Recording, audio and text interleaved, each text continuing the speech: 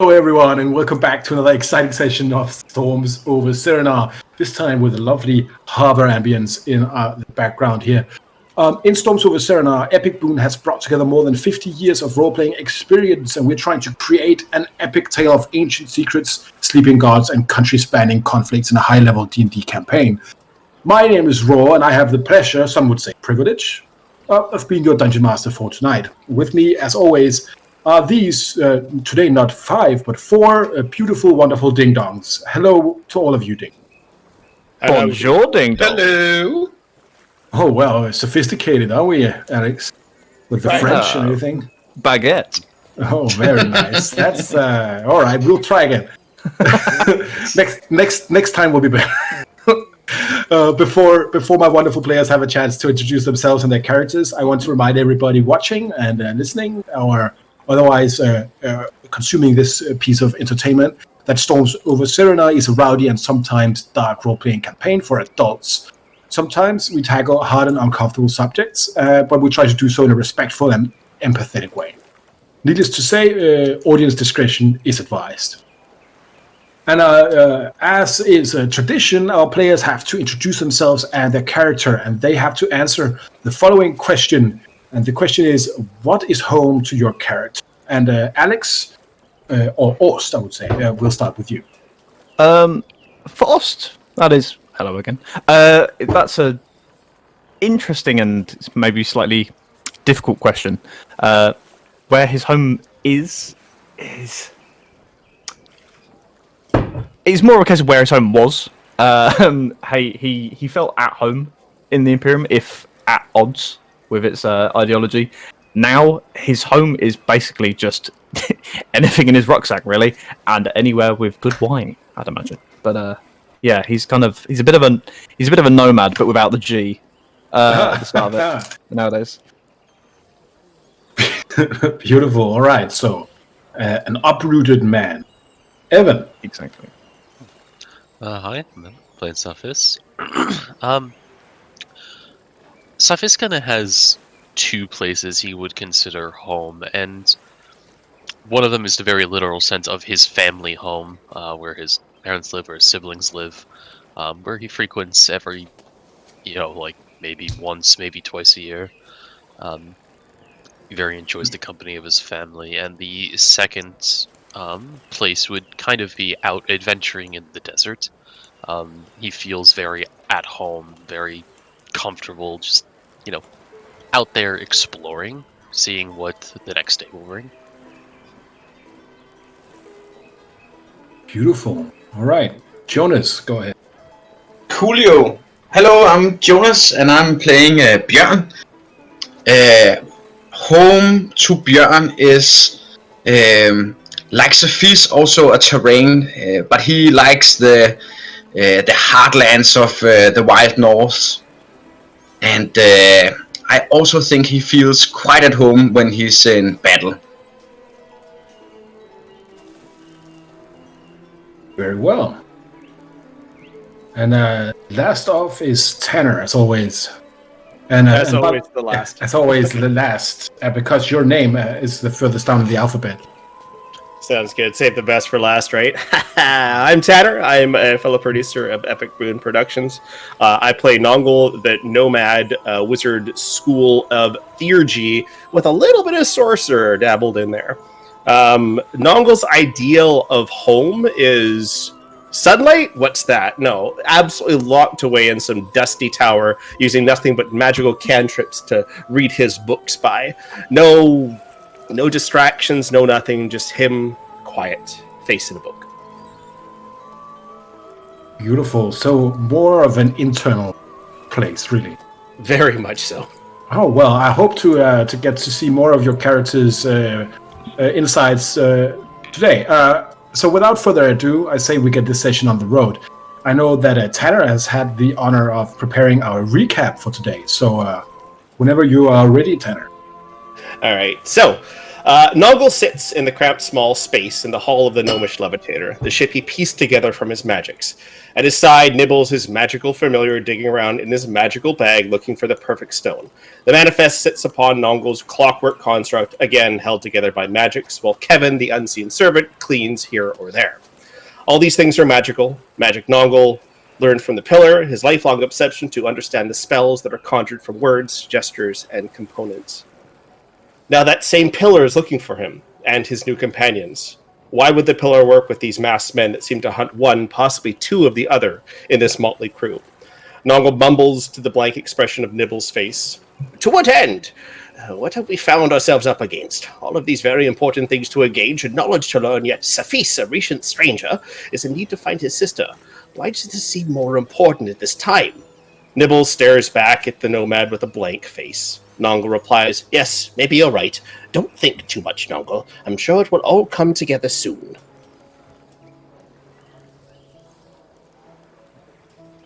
And as you're sitting there, everything around you kind of going on, you look to your right.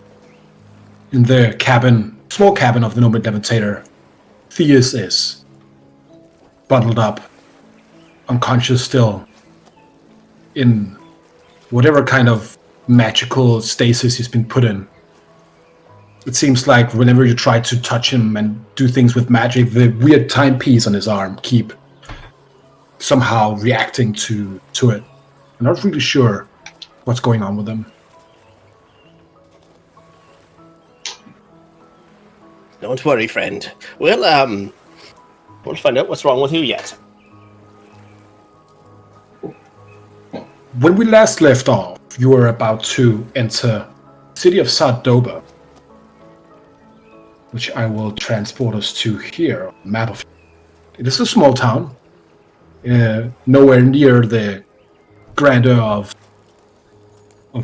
Rath Hajar or Fida Hajar even. This is a small town of a small walled town with a couple of hundred people living in it. Travel city in the Fida Bay. And you saw the caravan entering as you slowly led in to the harbor. Half an hour on the waves have passed since then, and you are now about to enter the docks of Sardoba. Bjorn, you are as usual standing at the helm. What is Bjorn doing as you're slowly steering into the town? Bjorn is smiling. He is looking about with wind in his hair. Again at the open sea. He loves the feeling, and when he looks around, maybe he makes a face when he sees the unconscious body of Theus. Reminds him of past troubles.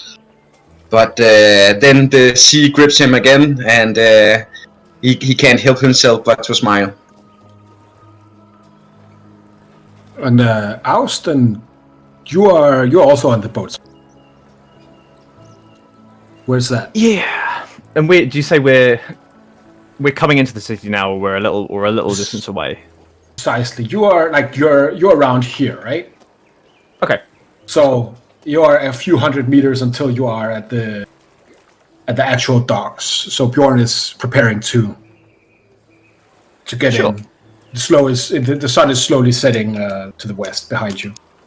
Okay. I'm probably looking out, just seeing if I can see from the distance we are, whether I can see a large guard presence, any kind of just sign of authorities moving around, anything out of the ordinary, if possible. Just looking along the docks and the quayside. All right, go ahead and give me a perception check. I'm so good at those. And if anyone else is on the deck and perceiving, then you can go ahead and give me a perception check as well. That is a 14. 14. You look on the small pier. This is actually quite cozy compared to the large cities of Rath Hajar. It doesn't even smell remotely as bad as... Oh my god! Anything. 30 for me. Oh, that's a nat 20? Alright, I'll return to Bjorn and Safis in a minute. Aust, you see a few people kind of packing up their market stalls for the day. A few fishermen are kind of sitting out into the night, kind of looking weirdly at your sand skiff that floats on the water. It's not really a common sight, especially not with a big burly Northman on top of the helm. You see a small kind of customs office with an old man sitting outside. He has a spear kind of leaning up against his shoulder as he's like packing a pipe with tobacco. It doesn't look like this is a place where they see a lot of crime, or if they do, they are not worried about it. Okay.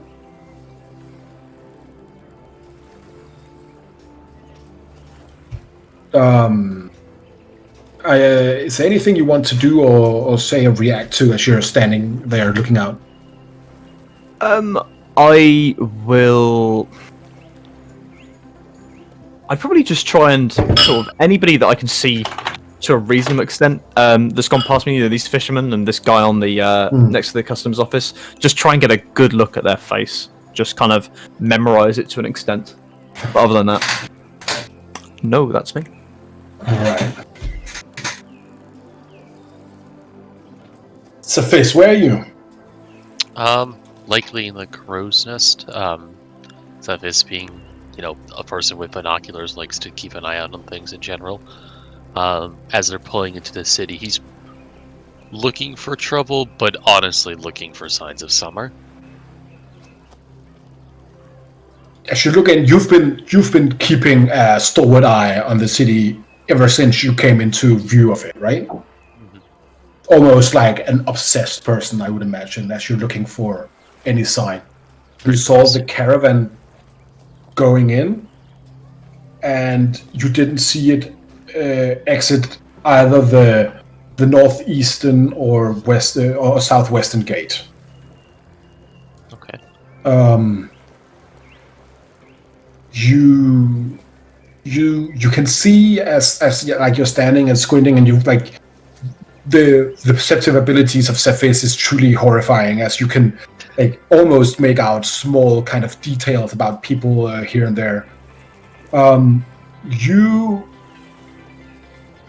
for the first time, like in a long time in Rathajar, all of this kind of all of the observation, all of the face kind of looking at you guys all the time, almost just became background. Like if you hear a sound for long enough, right?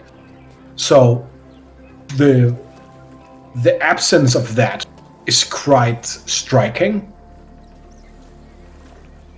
But then in an alley, just as you enter where I just showed you before, around this point here, you see, for a brief moment, a man in an alleyway down here steps out of the shadows and makes eye contact with you through his mask. One half of that crimson red, the other half just brushed steel.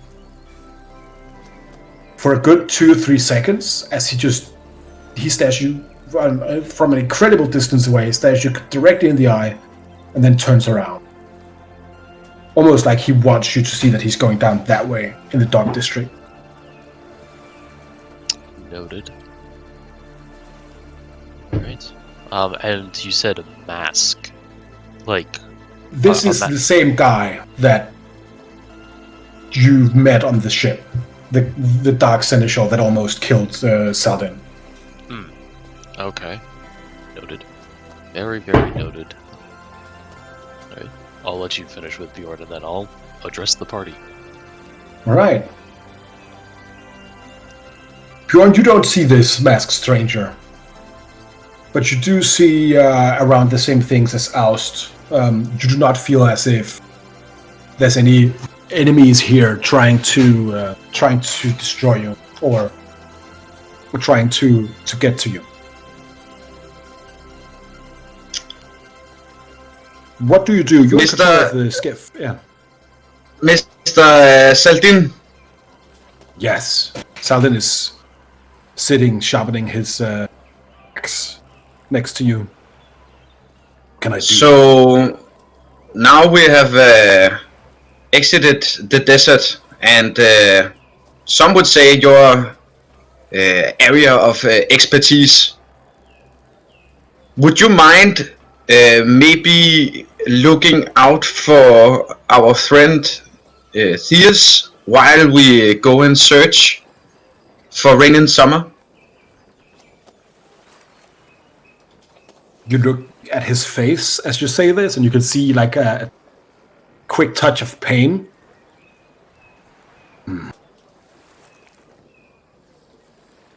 Yes, I will look out for your comrade. Pains me not to help you with finding in summer. Okay, I can see that's something you care about. He looks you in the eye and says, "What I care about not is. It doesn't matter. It is about how we get her home safe." True. You want to help a friend, and so do I. So I have another proposal that maybe could count in both of our interests. I see you are very handy with ropes when you steer the ship as well as I do. So maybe we could find a way to contract something that could hold Theus. Maybe carry him on my back as a bag or something. I don't know. I'm not the clever one. I'm pretty good at wicker work. If you want to make a basket, you can put him on your back. If I don't understand, like some people carry their babies around. Do you want to carry an adult human around on your back in a backpack? Yeah, he's so small. Maybe we should seek advice for one of the smarter ones in the party. I don't know, but your basket proposal is excellent. With the observant feat, I have a passive of 21. Would I be hearing this conversation? Definitely. Like you're in this small room downstairs from the helm. Yeah. All right, I'm already working on a harness. Are you sure it would be a good idea to bring him with you in that state? It would hurt me so much to leave him, and I see in your eyes that it would hurt you to leave the side of your friend. So this is a compromise. You see, in that case, Bjorn. Oh, basket. In that basket. I will see what I can do. When I say quickly, I still mean need a couple of hours to fabricate such a thing. Oh, that's not gonna do, because I'm steering the ship right into the dock as we speak. Not really doing anything, or? Yeah, I'm using my Tinker's tools to make him a harness. And I'll actually improvise my clockwork on there to actually like make sure that he's comfortable. If he moves or whatnot, it kind of eases or whatever. Dion is going to fucking hate this, guys. All right, go ahead and give me a Tinker's tool check. It's going to be hard to do it quickly enough. All right, 14. 14. I will say you get advantage as Saldin is trying to help you with this. All right, 24 then. All right, perfect. All right, you make a clockwork wicker basket that probably could hold Theus in that kind of strap situation if you wanted to. Like Bjorn is maybe 2 feet taller than Theus, maximum. Probably less than that, right? So he would still be very large and very unhandy. Like, if you get into trouble with the Theus backpack on your back, Bjorn, I will give you disadvantage on a lot of stuff. Yeah, that's cool. I'll make sure that I'll have Nibbles be inside the basket as well. And if there's any change or whatever, I want Nibbles to tell me.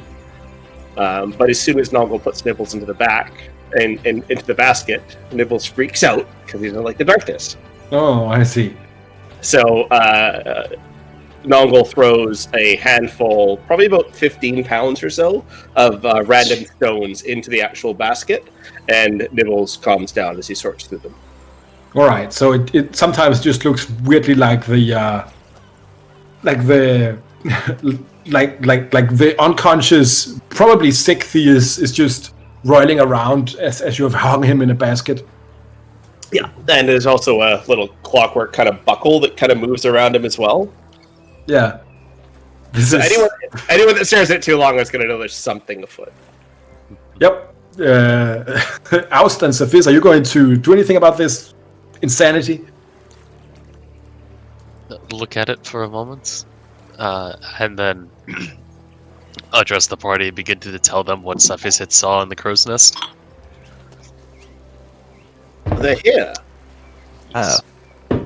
They are ahead of us. Well, that's good. But didn't not Fierce say, to hold off on us for a little bit? Do you reckon they'll keep to their word? His word? Maybe that is why they are here. Cephis tends to think people who murder for choosing a living don't particularly earn trust that easy. Good point. Fair enough, yes. No honor among thieves. Exactly. Thieves and murderers are two very different sets of people. I smile at Cephis. He kind of gives like a half smile, half wink back. Mr. Nongle. Sorry, go on. Theus told us that, or told them that if they gave us rain and summer and did not attack you for, or what was it, 10 days, he would give himself up to them. He looks at the unconscious Theus in the weird baby sack on Bjorn. The baby Bjorn. The baby Bjorn, alright. On the baby Bjorn harness. And then he's like, well, maybe letting them know that he is like this might not be the good position for us if we are indeed to parley with them. Good point, Mr. Salden. Also, Mr. Nongle, your knowledge of the arcane arts surpasses all of ours. If we were to, say, magically move or teleport Mr. Bjorn with Fierce on his back, how would that work? Well, magical teleportation is, it's not quite allowed. It is very obvious when we do so. Yes, of course, but say I was to, like I did on the boat, before it unceremoniously scattered itself over about half a mile, yesterday, say I dimension doored him to the other boat, or dimension door him somewhere else, would Fierce go with him? Let me think here. So if I have my... so Dimension Door allows you to take one other creature with you as long as it's your size or less. However, it also allows them to take their equipment as well. If he's not active himself at the time, it's being carried as cargo or inventory, I think that should be fine. It's something we may want to try, but I am about 95% sure that this should work, not a problem. I believe you, 100%. Fair enough. Well, you should. Exactly, I do. Give me a Arcana check for that. Alright. 18. My insight is incredibly low, so I do. You, theoretically, yes, but, if you just did it without thinking about it or without being really lucky, there might be a lot of complications with it, right? Yeah, that's why I said 95%. Because Snuggle was not sure.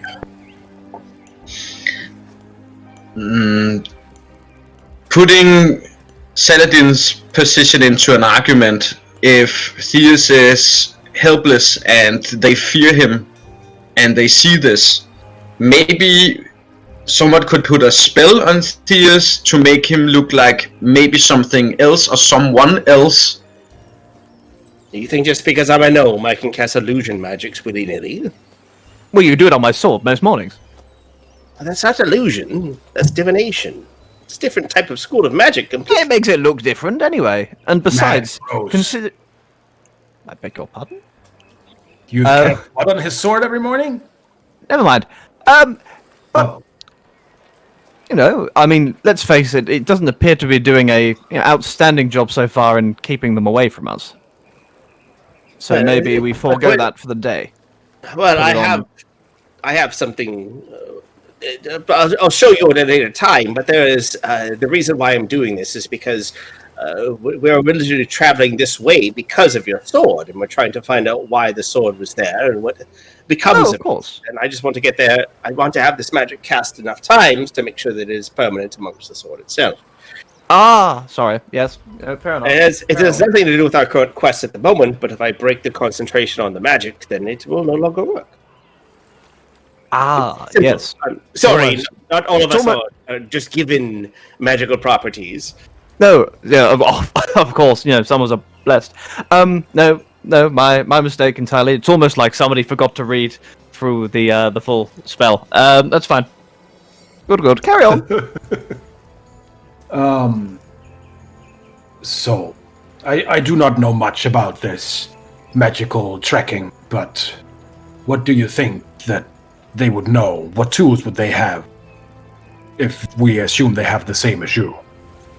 Tools, my dragonborn friend. Every tool at their disposal. If you can think of magic in the way it creates things and summons things and recreates things and changes things and brings things out of the ethereal, the conventional goes against us now. Every one of those things are at their disposal. We need to strike in and out. We can't stay in any place for too long.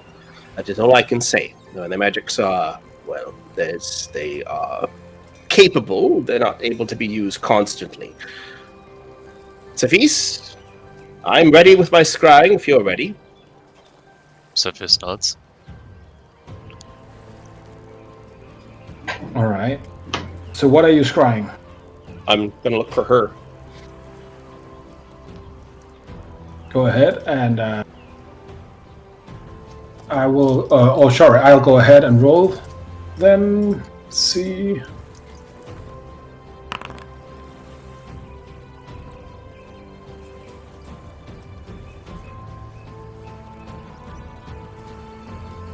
You're all right. So the save is successful, but I will give you some information about it. You kind of get the feeling that the girl is somewhere in the docks, but she is magically obfuscated. So you can figure out where and in what area she is, but not in what specific room or building she is. Very well. Seems to be, Cephis says something is, blocking my scrying abilities, but, not well enough.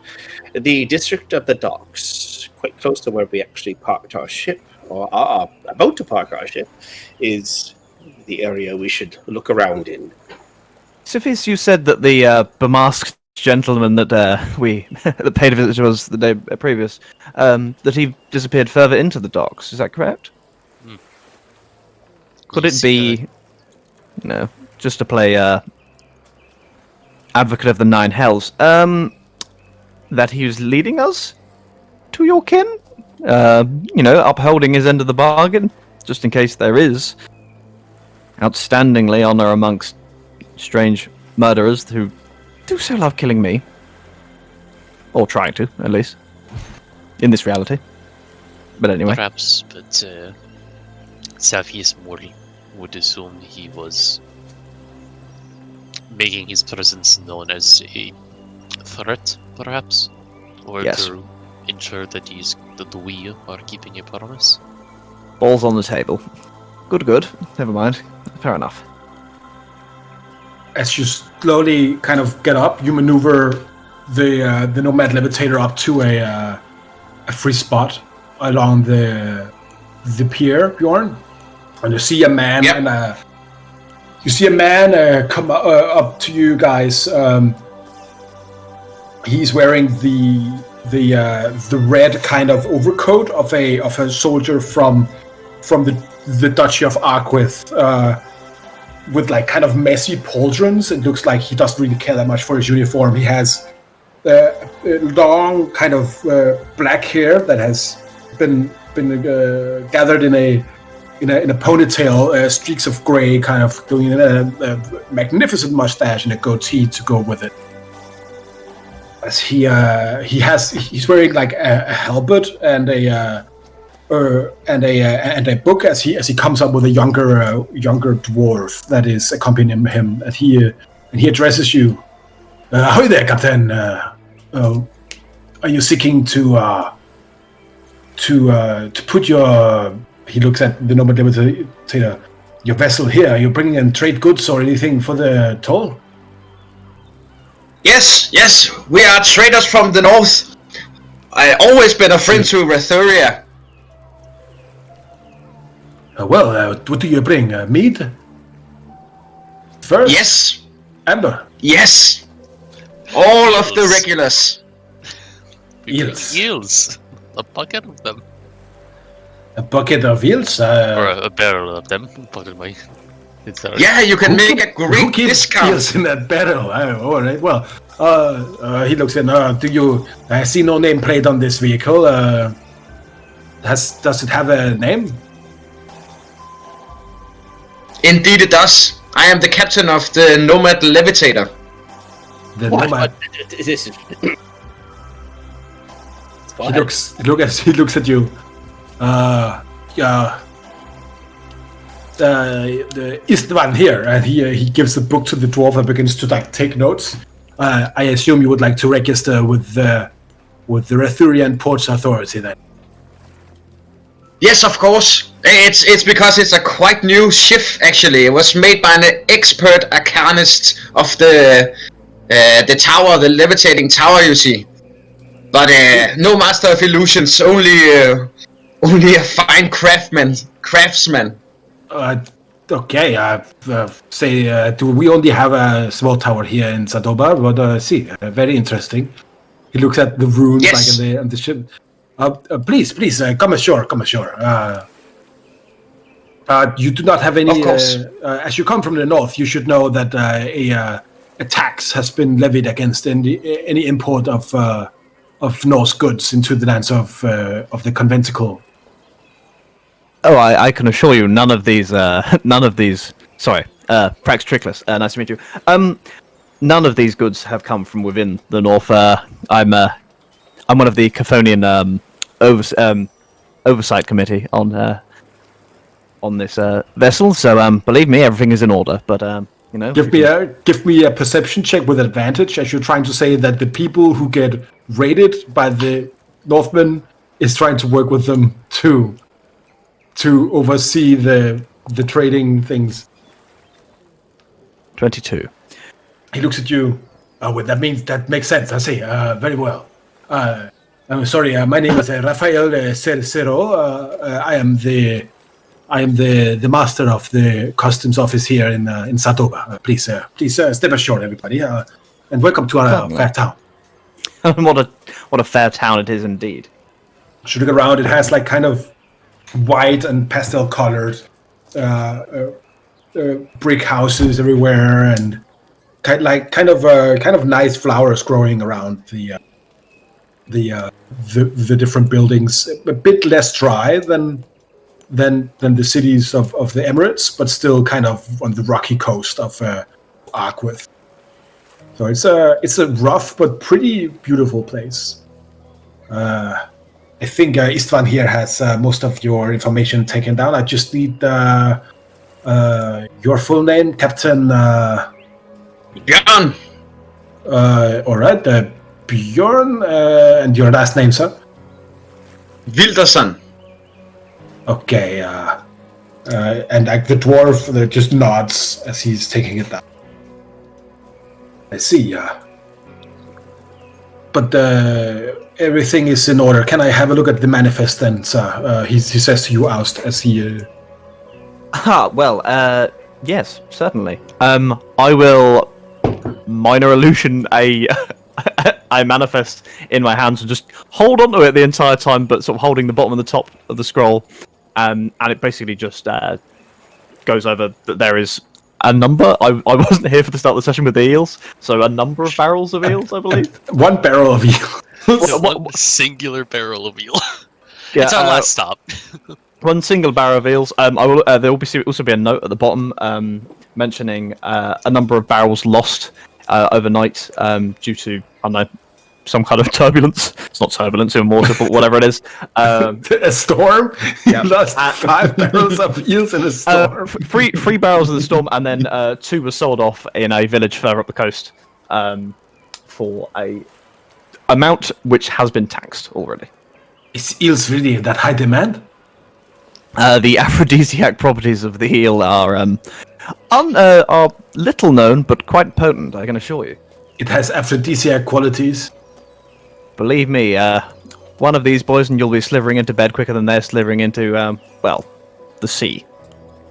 Alright, Istvan, can you please take that down in the notes? I remember so. Alright, then I just need the docking fee and the inspection fee, so that would be 2 silver. Of course, 2 silver. How about we make it 3 silver? There you go. Oh, well, if you're going to tip me, then he looks down to his 4 silver it is. Very well. Thank you and welcome to Sadoba. By the way, if you go to the tavern up here, he points up the street in the Honey Forge. There's a place called the Red Hive. Tell them that Raphael sent you, and they'll give you a little discount. You are a gentleman and a scholar. Thank you very much. No, I never did any scholaring, but I did. Yes. Okay. Well, we'll be on our way. Thank you. Why is this man carrying around the other man in weird clockwork contraption? He's sick and he's sick and drunk. Don't worry. Yes. See, Kicks Too many eels. Kicked in the head by a camel, I'm afraid. Give me another deception check. Basically, all 3 of us just gave an answer, and all of them were wildly different. I'll let Oz do it, and I'll say you don't get advantage for the others helping. Oh, really? Yeah. Why did you have because to you're say saying that? 15. I spoke first. Oh no, I'm sorry. I panicked. Oh, that was the wrong dice. Let's see. I'm rolling one here. Like his eyes narrow for a second, as he's like, he does not look drunk or sick. Does he look 4 silver pieces worth of sick? I would like to interject. He's out cold. He's mumbling to himself, and his eyes are darting around underneath his eyelids. I feel like that looks pretty sick. All right. If he is sick, what would you carry him around like this? You don't want to leave him on the Make sure boat, he do does you? not Okay, die. fuck this. I'm subtle spelling a suggestion on them. Go away. Oh, all right. I guess you just want them to go about their merry business. So a suggestion will be like, there's a pub, really, someplace we could stay. Maybe you should go there and let us know, and let them know that we're coming. That might be a good idea. Our cut might be even larger if we make sure that you arrive. Thank you, all of you, Captain Bjorn. Please, I hope you enjoy our beautiful city. The houses of good repute is in the docks district. He winks at you, and then they just turn around and leave.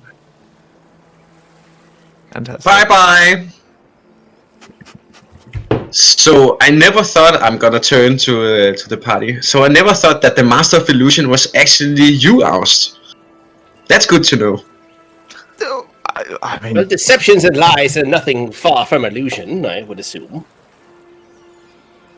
Oh, I was talking about the paper that appeared in his hand. it's fine. It's fine. I'll leave the illusion to you next time. I can see it's a touchy subject. So you are basically on the pier. So many nomads dabble themselves in illusions so much that they forget that there's other schools of magic available to them. I myself prefer not to dabble in those magics themselves, but control seems to be a little bit more up my alley, I guess you could say, as I made that man walk away. You see? I think That mine's is- less of a school of magic and more of just a sort of ongoing truancy. But yes, Truancy? well, Poppycock! well, I mean, maybe it just comes naturally. Who knows? So, are we going to go see this guy or what? Yes. Yes, Yes, we are. yes. Should we maybe Selden looks at at degenerate Theus that you've put in the in the Yoda carrying pack, right? Maybe we should disguise Theus. And I think Nibbles might be a little upset, but we could place him in the bag of holding. Don't you suffocate in the bag of holding? Well, yes, we just open it up every now and then, give it a breath of fresh air, and call it a day. These the faces they know that we are coming. Yes, They know we are here. Either we have to attack them, or we have to talk to them. Neither of these situations, I think, bringing the lifeless Theus will be a benefit for us. It might actually just be a benefit for our adversaries. I think that Bjorn wants to carry Theus with him. I will respect your choice. I'm just saying. Safis is inclined to agree. It seems hazardous at the best to bring Theus with us. Well, I'm not leaving him there when people are out looking for him. That would be foolish. I can Defense he has is wearing us as armor. Would it not be? can look out for him if you want to.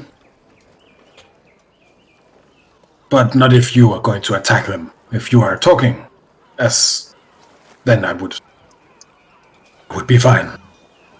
Let us not forget, we did ask my former cohort to rendezvous, as it were, with us. At the very least, Maybe we should reach out to them. And I do not know. yes. I mean, at the very least, they might be able to provide at least some kind of, guard for Theus whilst we go about our business. Well, There are a number of them. he points up at the pier. Lead the way. Yes. Well, I mean, knowing them, the inn might be a good place to start. Any objections? Nope. Sophis, I don't know if you want to take initiative and scout out the docks. I appreciate that it might be a slightly dangerous environ alone, but Could you, in this regard, describe to me information you gathered, Nurgle, from the scry? You said your scrying was somewhat blocked, but did you get a feeling or a direction or a landmark? Yeah, just somewhere inside the docks area. Just somewhere near the water, right? You saw a kind of an old inn where like the windows had been closed and like everything has been like kind of locked off. It seems like an abandoned tavern, maybe. Sure, if I see it again, I'll know. If we could take a trip to the docks up and down the street, so I should be able to pinpoint where exactly it is. Well, in that case, Sabis thinks you should lead the way, Nurgle. Are you going to the girl first, or are you going to try and find Axia and the others and deposit Theus? That's the question, yes. Do we suspect they would be here already? if you all want to go and find your sister while I dash to the inn and back, then I don't mind. Although Bjorn might have to come with me, considering I can't. Well, I definitely can't carry Theus. But yeah. Safis thinks for this we should stay together. Let us go to the inn. Okay, we'll keep it as short as possible. If they're not there, then we'll just come straight back. But yes. Okay. So we're going to deposit Theus. Going to fight Axia. All right. Yes. As you make your way in through the city. You go through something that the man at the tavern referred to as Honey Forge. Mm-hmm. And in the middle of town, you see like a big tavern called the Red Hive. It is not bustling. That would be the wrong word, but that's people like going in and out there. And there is specifically a 4 horses outside with that looks like they have traveled today. Okay. Well, There's no trace of any caravan here right now. That's fine.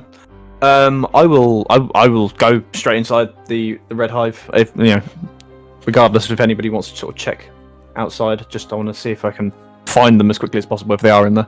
It's a bit of a You just poke your head in. You definitely see your legionnaires sitting in a booth, like down in the shadowy part of the town. Excellent. I will go up to the bar first. Right. The barman is a big. He's a big guy, but not necessarily that old. Maybe like 21. Okay. He looks at you through his like brown beard and says, "Can I help you, sir?" Gaston. Well, firstly, hello. We've been recommended this fine establishment by I believe one of your patrons, Mr. Raphael.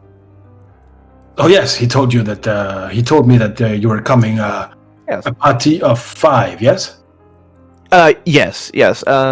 Yes. Tell me, my good man, is this the kind of establishment that has a room and board also, or just a drinking establishment? No, we do offer rooms. Excellent. Well, first and foremost, I would like to just book 2 rooms, please. Just for the night. I'll pay up front, and then any longer stay, then I'm happy to pay more day by day. How much would that come to? Yes, he goes through his notes and finds the right kind of price points. Next to each other, if possible. I see. What the fuck? Why did that go away? Let's see. All right. How many? 2 full rooms? Just 2 full rooms. We may need more, but 2's fine for the moment.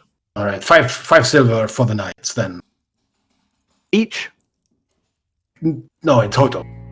Okay, yes, certainly. 5 silver, there you go. And, what's on the menu?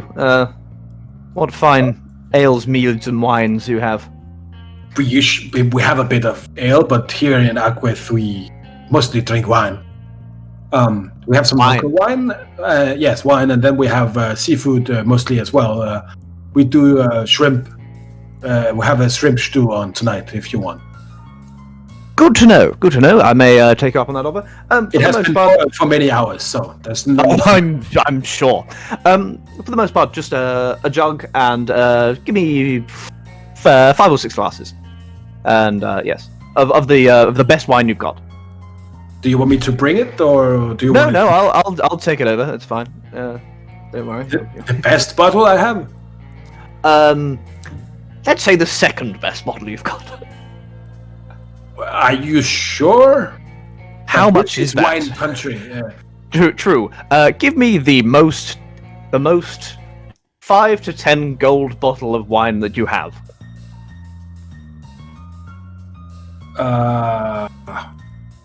The most what? Just mid-priced, no more than a couple of gold. No, just all right. That would be 4 gold if you want a 4 gold, lovely high stuff. quality one. Yes. Yes, of course. Thank you. Well, I'm sure you'll be hearing more from us. Do you have the keys there for the rooms?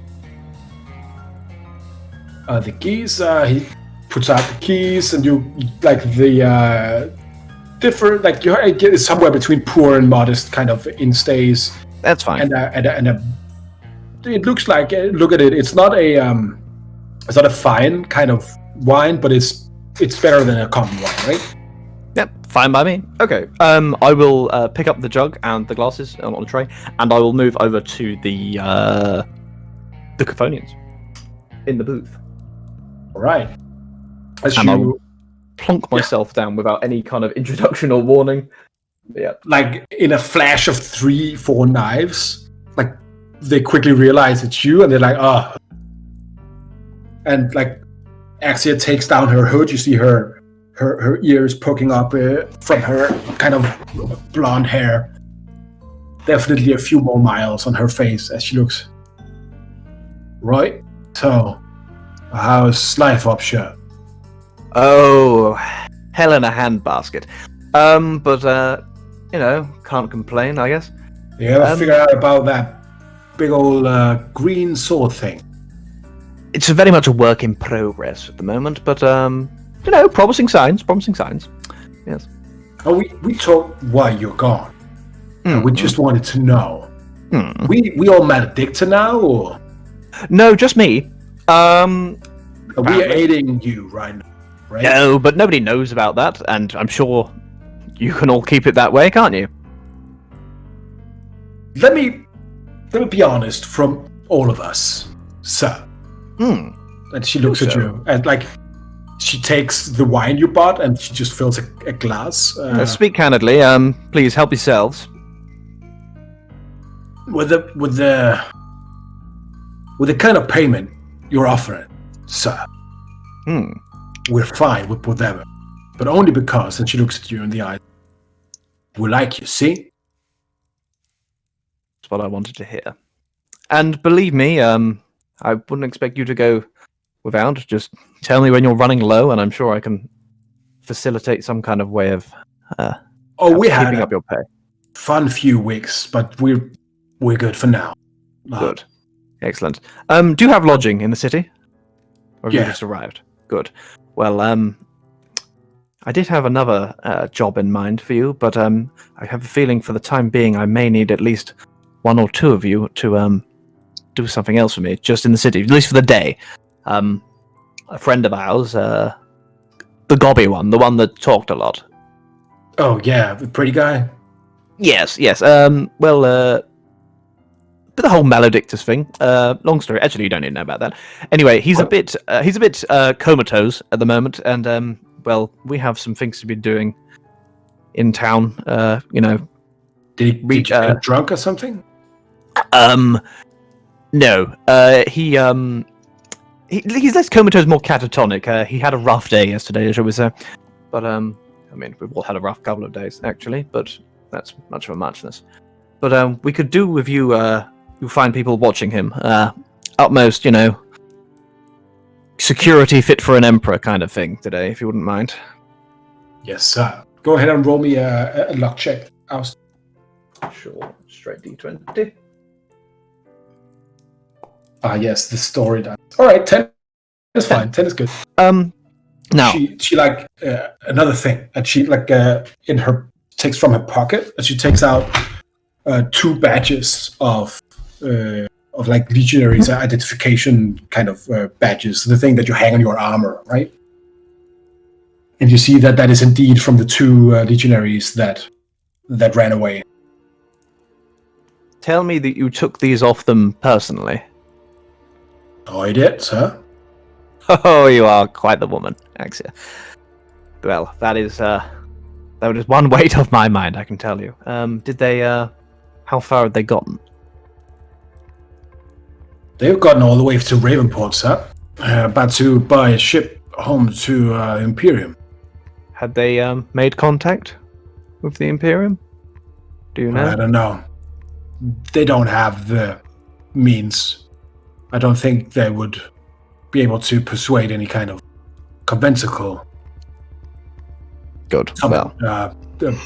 Wizards to do it for them. Never say never, sir. I'll say, and she looks at you like, your family is quite resourceful, sir. I wouldn't bring it past them to figure that if they want. So I've heard. Well, either way, thank you. I appreciate it. I'd give you all an promotion on the spot, but I don't think I'm really in the position to do so anymore. But needless to say, the task at hand.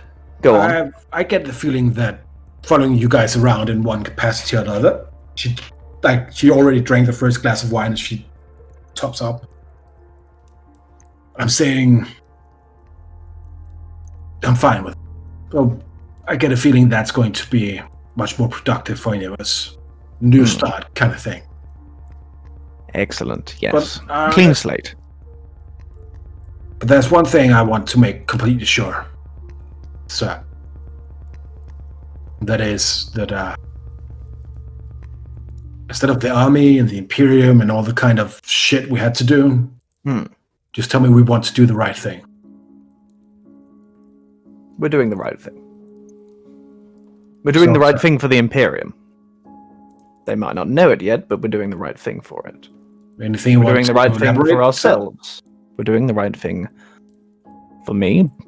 Almost selfishly, but it's a greater good kind of deal. A lesser of two evils. In some cases, maybe. Do you know, Axia, I really would elaborate if I knew. As I said, this is a just learning curve. Yes. Well, I mean, believe me, in this new cohort, shall we say, you are no longer an NCO. You are very much a CO in my eyes. Giving me a promotion, eh, sir? Yes. Yes. I was just thinking of that. Legate Savannah at your service, sir. Legate it is. Imperator Oust, is that you? Oh, I'm supposed to speak like the fancy patricians now, am I? Oh, well, sir, how perfectly candid of you. I toast to your honor, she says. Axios, keep on our side and you can speak however you want, but I would remind you, speak a little lower in here. As I said, we've had a couple of rough days and... Sorry, sir. Well, good people stuff. have a habit of hunting us, which is nice. Not you, just us. Anyone we need to be aware of? People wearing strange masks, mostly. I mean, I wouldn't say kill on sight, but kill if interacted with. Yes, sir. Yes. Other things, the Inquisition, etc. Keep out of the way of them, just generally. Yes. And where's the pretty bloke we're supposed to? Yes, of course. They're either coming in right now or they're just outside. But I've and I'll put 2 keys on the table.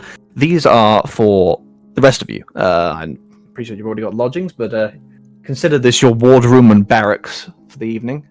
Sir. I'd like you to keep this man as safe as you possibly can. Barricade the doors if you have to. Order the food to your rooms. I really don't care. I'll pay for the lot. But we don't really have it in our capabilities at the moment to carry him around with us, and we don't really want to fancy leaving him on the transport, shall we say. So it's up to you this evening. He'll be safe, I'm sure. All right. I should hope so too. Now, who's the fastest runner out of your group?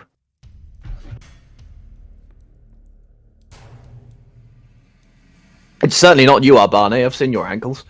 No, sir. They're fucked up beyond all recognition, sir. That's the drinking that'll do that. Keep doing it. And the stabbings from the dwarves, sir. Well, yes, you can't trust one of those. But yes, fair enough. That's how it is. I think who was it we did Habakkuk was the one that went away, right? Yeah, that's one of them. I'm running around. So you have... It would probably be... who... So we have Abane, Paulus, Habakkuk, Menuzo, Junior. It might be Junior, actually. Yeah, Junior looks like she's gotten a fair bit of kind of more self, what is called confidence since you saw last. You should say, I'll run. Good. Well, in the event of anything untoward happening, run like hell towards the docks and start shouting, I guess, and we'll try and pick you up. We have a man who seemingly can hear for miles, so I'm sure we'll pick you up eventually. What do you want me to shout about? What do I want you to shout about? It's a good question. Tell you what, remember that peach schnapps? I mean, maybe you didn't. I didn't hand out very often, but... excuse me. Oh, sorry, hello, Nongle. You remember Nongle, don't you? It's all, you might have remembered my voice. I've been sending you those messages or whatnot. If they're to take Theus with them as well, they will be taking Nibbles as well. If Nibbles finds his way back to me, that could be a symbol. Excellent. If I may speak to your men, Please, women. Abane, scoot up a moment so the fine man can sit down. Oh, he's down there, ain't he? Oh, Yes. Do we have gnome jokes now? No, sorry, I just couldn't see you, that's all. Sometimes it's a lot with the things spelled for us normal-sized people, you see? And in Anyway, the basket that you'll find Theus in, you'll also find a strange chicken that believes that stones are his best friends. Simply break the chicken's neck, and I will know that you're looking for us. All right. Yeah, can do. Well, then that's your job. Junior, I apologise. You look eager to run, but you'll have to wait for another day.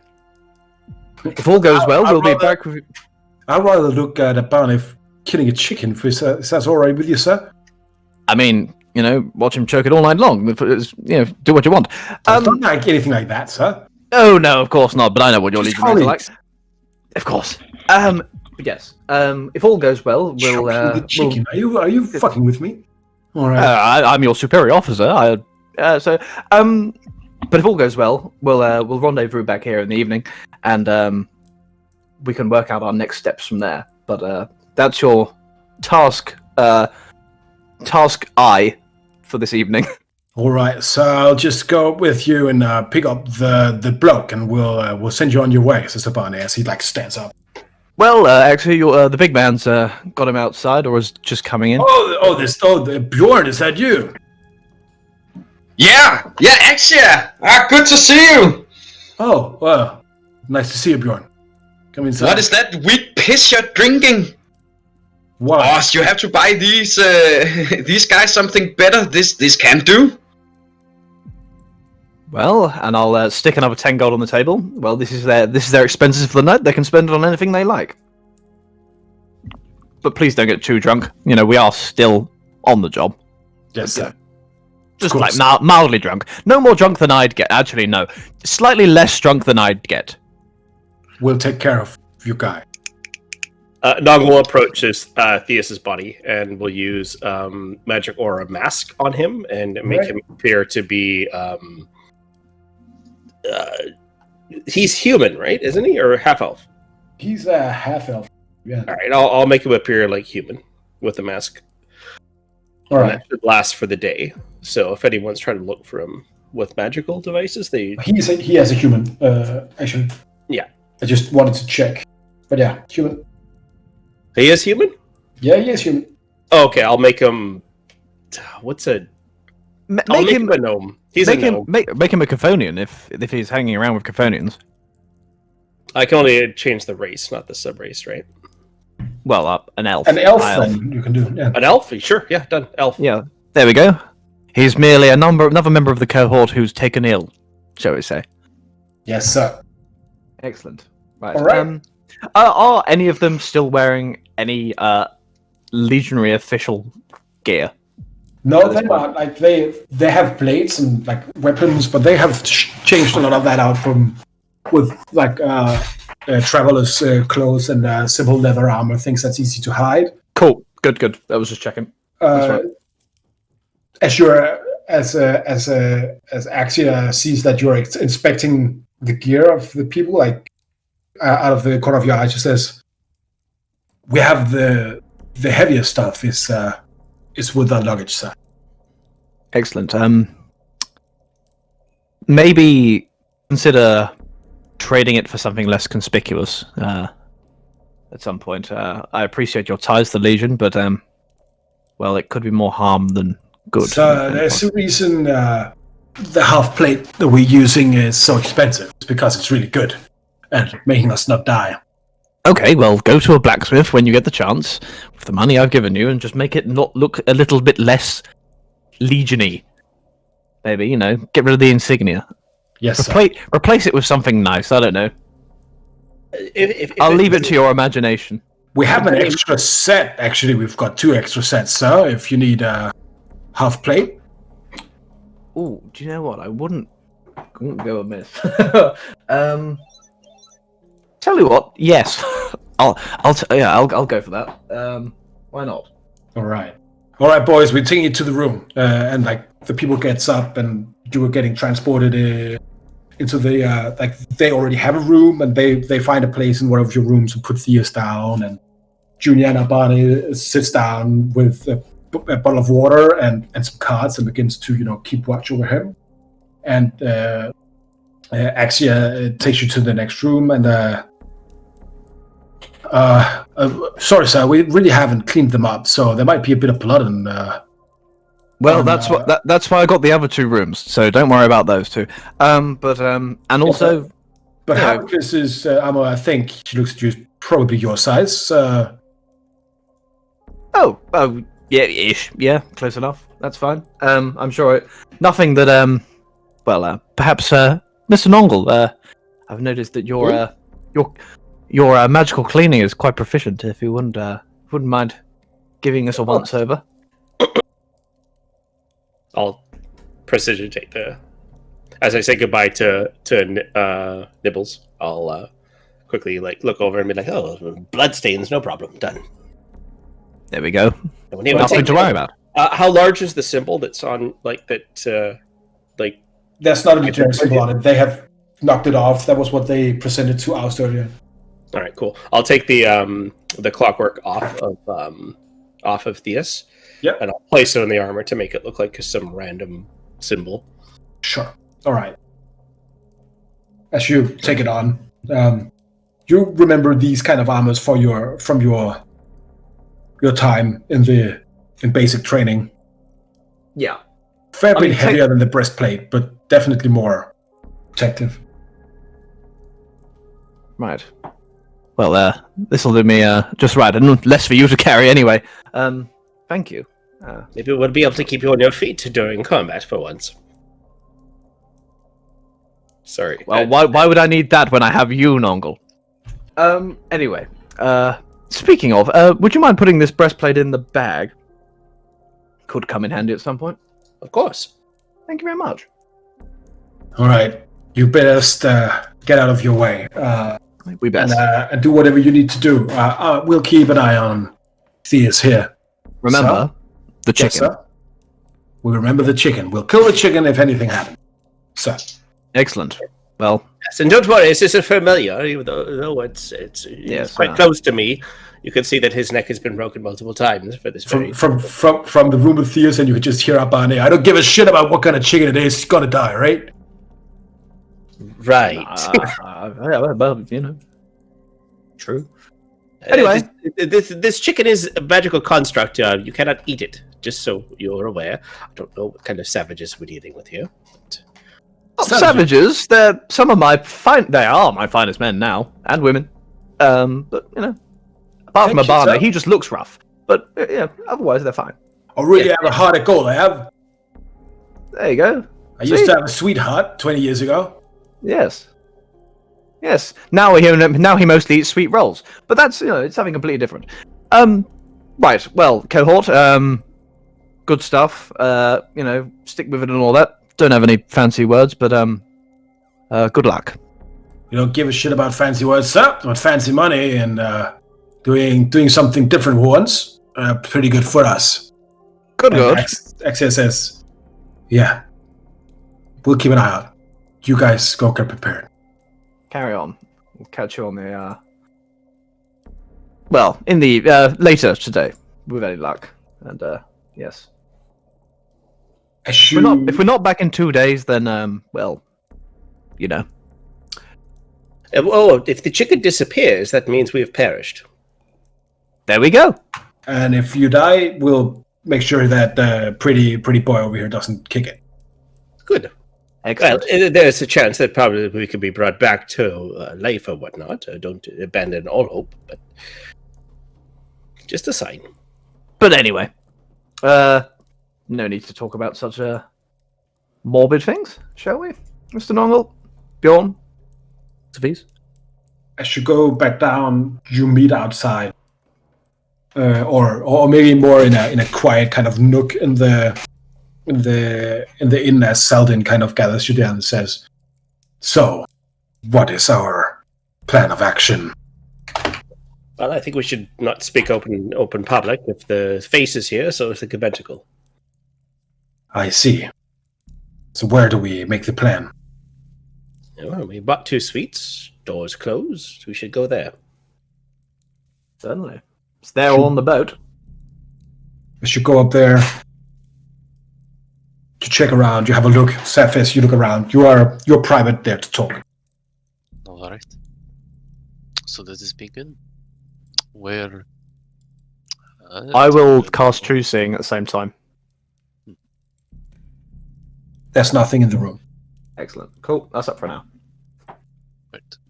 So, Nurgle, could you describe whatever little bit of information you saw? Well, it appeared to be a pub or an inn of some sort of drinking establishment, but it's been closed.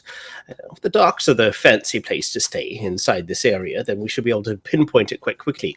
Of course, I could use my magics again. However, if we do get ourselves into some sort of combat, it would be detrimental to me, as I've already had to expend some resources just getting into the city.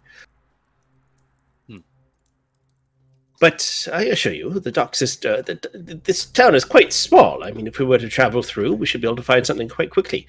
Perhaps, Cephis, if you could, fly me up there, we might be able to spot something from an eagle's eye view, if you would say. Perhaps, but it is also. I suppose Cephis is worried. Perhaps we... How to word this? The face seems perhaps to already be here, but... Should we be operating under the assumption that they will hold to their word and that they will leave us be? I think we have very little choice. If we confront them in combat, we need to confront them. If not, then we just go about our daily business. The most important thing here, Cephis, is to... It seems to be that our goal, your sister, is in this town. She's very close to us. We need to get her and get out. Yes, but Cephis' point is... Should we be assuming that if we see face, that we could ignore them? It is possible at this point that they have broken off their, or even temporarily broken off their alliance, he says hesitantly, with the slavers. Well, I think we should take caution if we see them again, regardless. They have been our enemies for quite some time. However, if they've said that they've wanted to keep away from us, then, well, we'd be cautious when we see them. But we don't outwardly attack. If we do, well, we may be faced with them again quite quickly.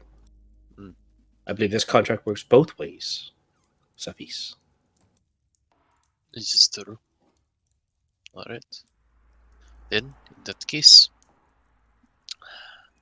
Nurgle, do you know how big the caravan was that was transporting Cephis' sister? Pretty big. Pretty big. But, like, when you say pretty big, are you talking like a dozen people, 2 dozen people, 1,000 people? Well, when I scryed, I could basically tell you where. You could see there was at least 10 wagons in the camp. Okay. Perfect. So like a couple dozen people, like a dozen people to a couple dozen people wouldn't be outlandish. Okay. No, but you have 10 caravans to look at, plus a place that I've already seen through my scrying device. We might be able to pinpoint it inside the dock somewhere. Maybe look for the caravan, look for whatever else. And Noggle will he'll reach into his bag of holding and pull out a gray scroll that's quite large, actually. And he says, "No, not that one. That's for later." And then you can see it's actually tied up with a chain that has a little heart amulet on it, and now that heart is the face of Nibbles. And he puts that one back and then pulls out another one and unravels it. It's just a blank page, and he starts to like draw out the description of what the caravans look like and what this actual place look like that Safi's sister could be in, so we can all keep our eyes out for it. All right. It looks like just a closed-up tavern with boarded-up windows and the sign taken down. That kind. Okay.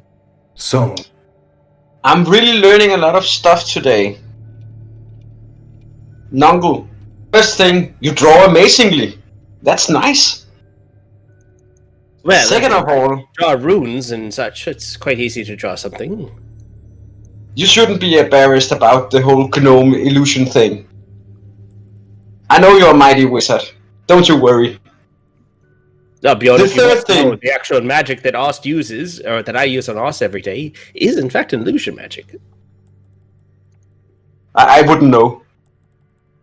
But What do you do the now? third thing you just informed me, and the thing I actually want to talk about, is that you said there was a possibility of coming back from the dead. That I have never heard of before. That's wild. Well, I assure you, if someone dies in front of us, I have ways of raising the dead. that is But true. why would you ever want to do that?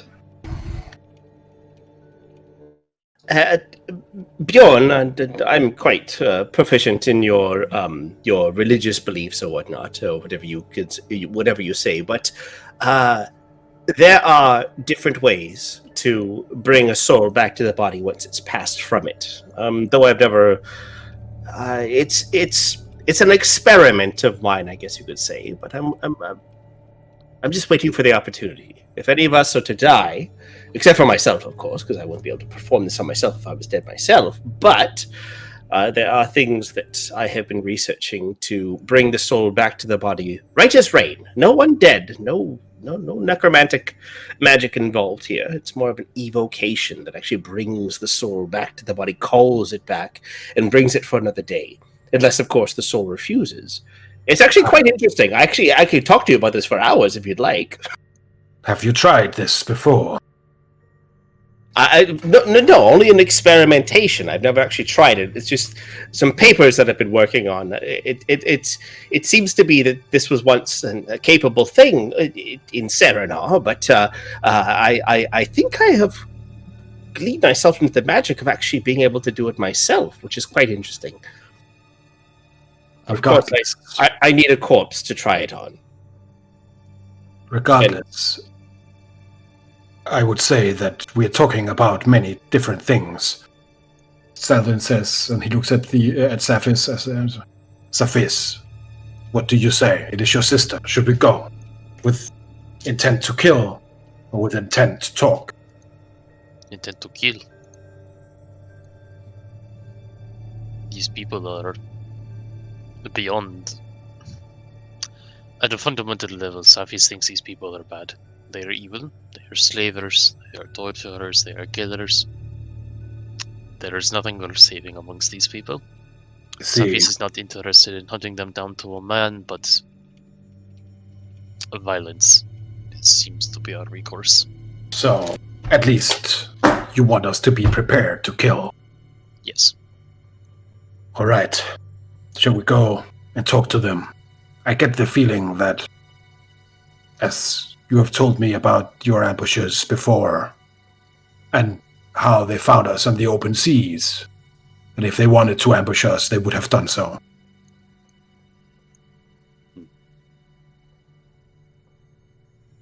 Well, then I suppose we should get going, yes? Yes.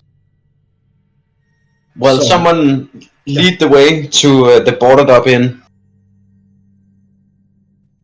should go and look for it. Do you want to prepare anything? Cast any spells? Do any shieldness?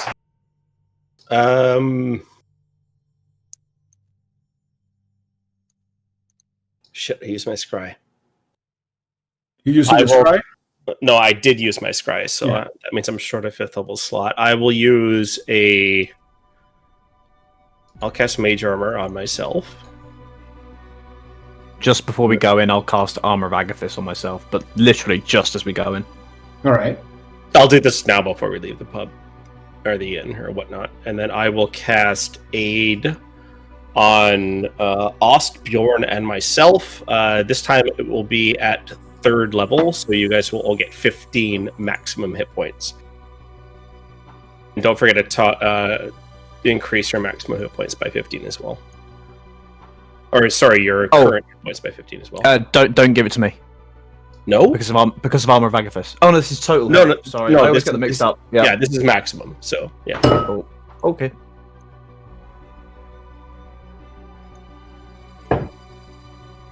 I whisper to Orst as we are walking. No wonder nobody likes the Tranquil Pillar when they go raise the dead. Well, Did I hear that? Yeah, With your you're busy passive- casting spells. Passive Yeah. 21. probably. Well, can't exactly talk with the old, and I kind of do the sort of the Jack Sparrow hands Maledictus nowadays, That's True. the point. As you walk down, I don't know if Jungle hear this. You can choose.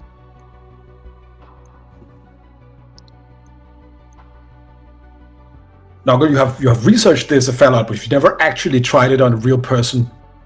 Of course, yeah. And according to the powers that Nongol is able to actually use this with, it's not something that he could just experiment with, because he would have if he could have. Yeah. But this is something that needs to be more of a personal kind of matter, which has always been difficult for Nongol, which makes him a little bit excited now that he is getting personal. That is pretty interesting. Well, we'll see how it falls out when you get to try and use it. So Roy, you're planning on killing someone? Maybe. Maybe. Okay, cool. Hi, I'm Mouse. I'm just saying. I am officially done. Not trying to actively destroy you as evidence when that is the situation. All right. As you go down the street. Oh, hang on. Sorry, guys. Everyone I gave A2 is only 10 hit points. It's not All right. 15. Alright.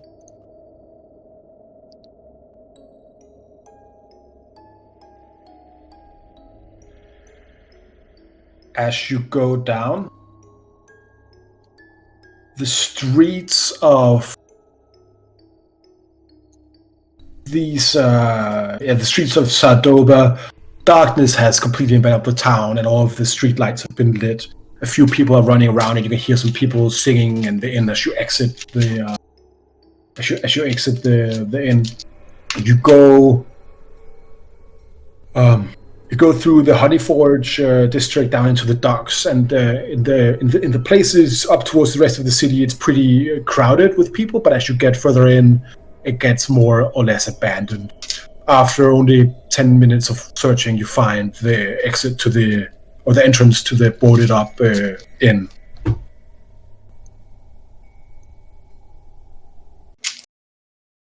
Master Safis, could you scout this area out and see if there's maybe a back door or something? Find the caravans that are described. Certainly. So Cephas will. Give me a perception check, Cephas. Perception? Alright. Yes, this is not with sight, so no advantage.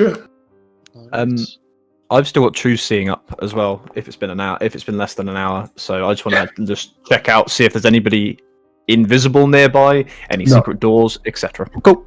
No secret also- doors, no invisible, no bamboozle. 27 on my 27. perception. As you take a sniff, your sister is on the other side of the door. Like tied to the door, or like in the room on the In other the side of room the door? on the other side. She's on the coat hanger. Oh, fuck off. She's on the coat hanger? Jesus. No, I mean like hanging up like in a coat. I wasn't like talking about. I mean, yeah, fair enough. Yeah. All right, but Now I'm wondering if she is. Jesus. yeah. So knowing that now, there are people inside Safi's Safi's knows that his sister is in there.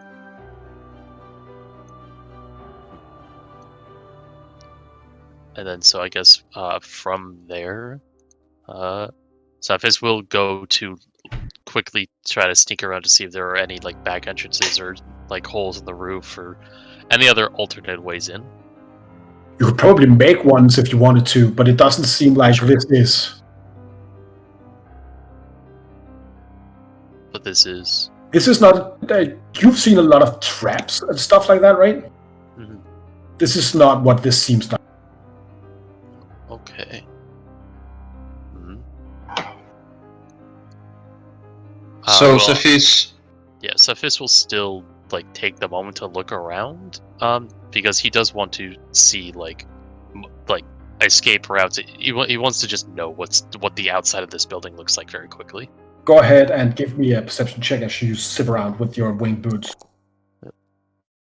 14. You look around. Nothing on the roof, nothing in the alleys below. All of the windows are boarded up. Doesn't seem to be any open kind of back doors, back entrances. It's one exit, one entrance, unless the back door is unlocked. So, Okay. Well, you Safis is flying around. you usually have a lot of focus, but right now the scent of your sister is really, giving you some emotional kind of interference, I would say. Right. Well, Safis is flying around. I want to listen at the door or window or whatever seems to be like easy to listen through. Sure. Go ahead and give me a perception check. All right. That's an 8. Wow. I have a passive of 21 and I rolled an 8. All right.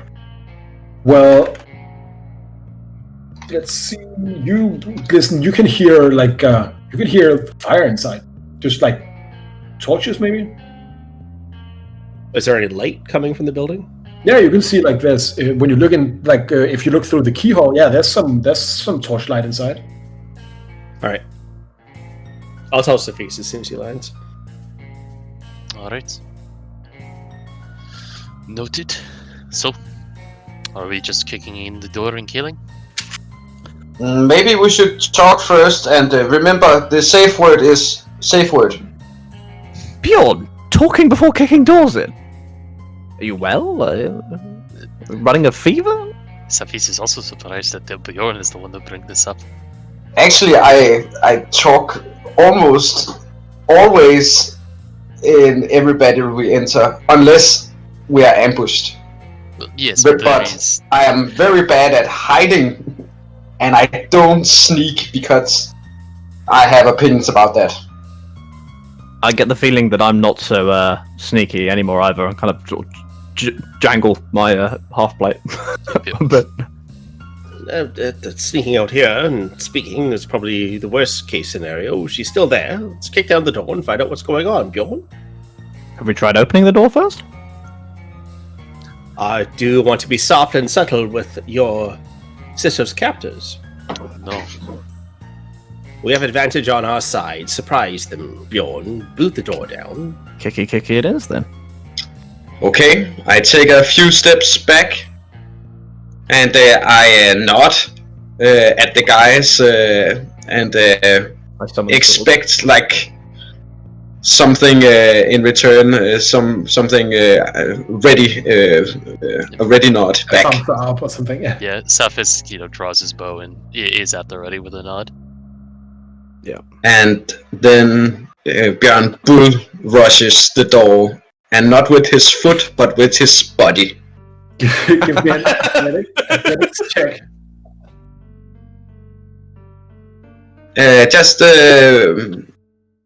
Well, I think actually Björn would be raging. Sure, you can do that.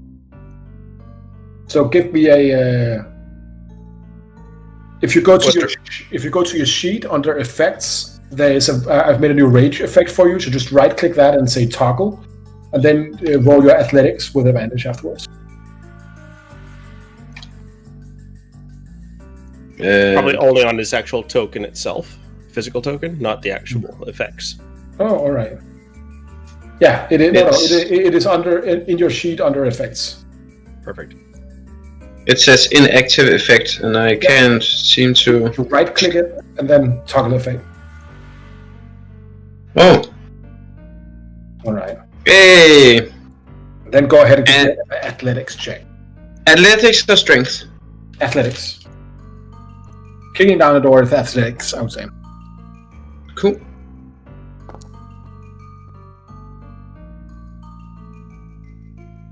The door not locked, just instead of going down because it's resisting you, just opens up, bam! As you run into it, and you come into a room, a room that is lit by torchlight, and the only person you see inside of this room is Rain and Summer, just sitting on a stool, asleep. It would seem, bundled up in a blanket.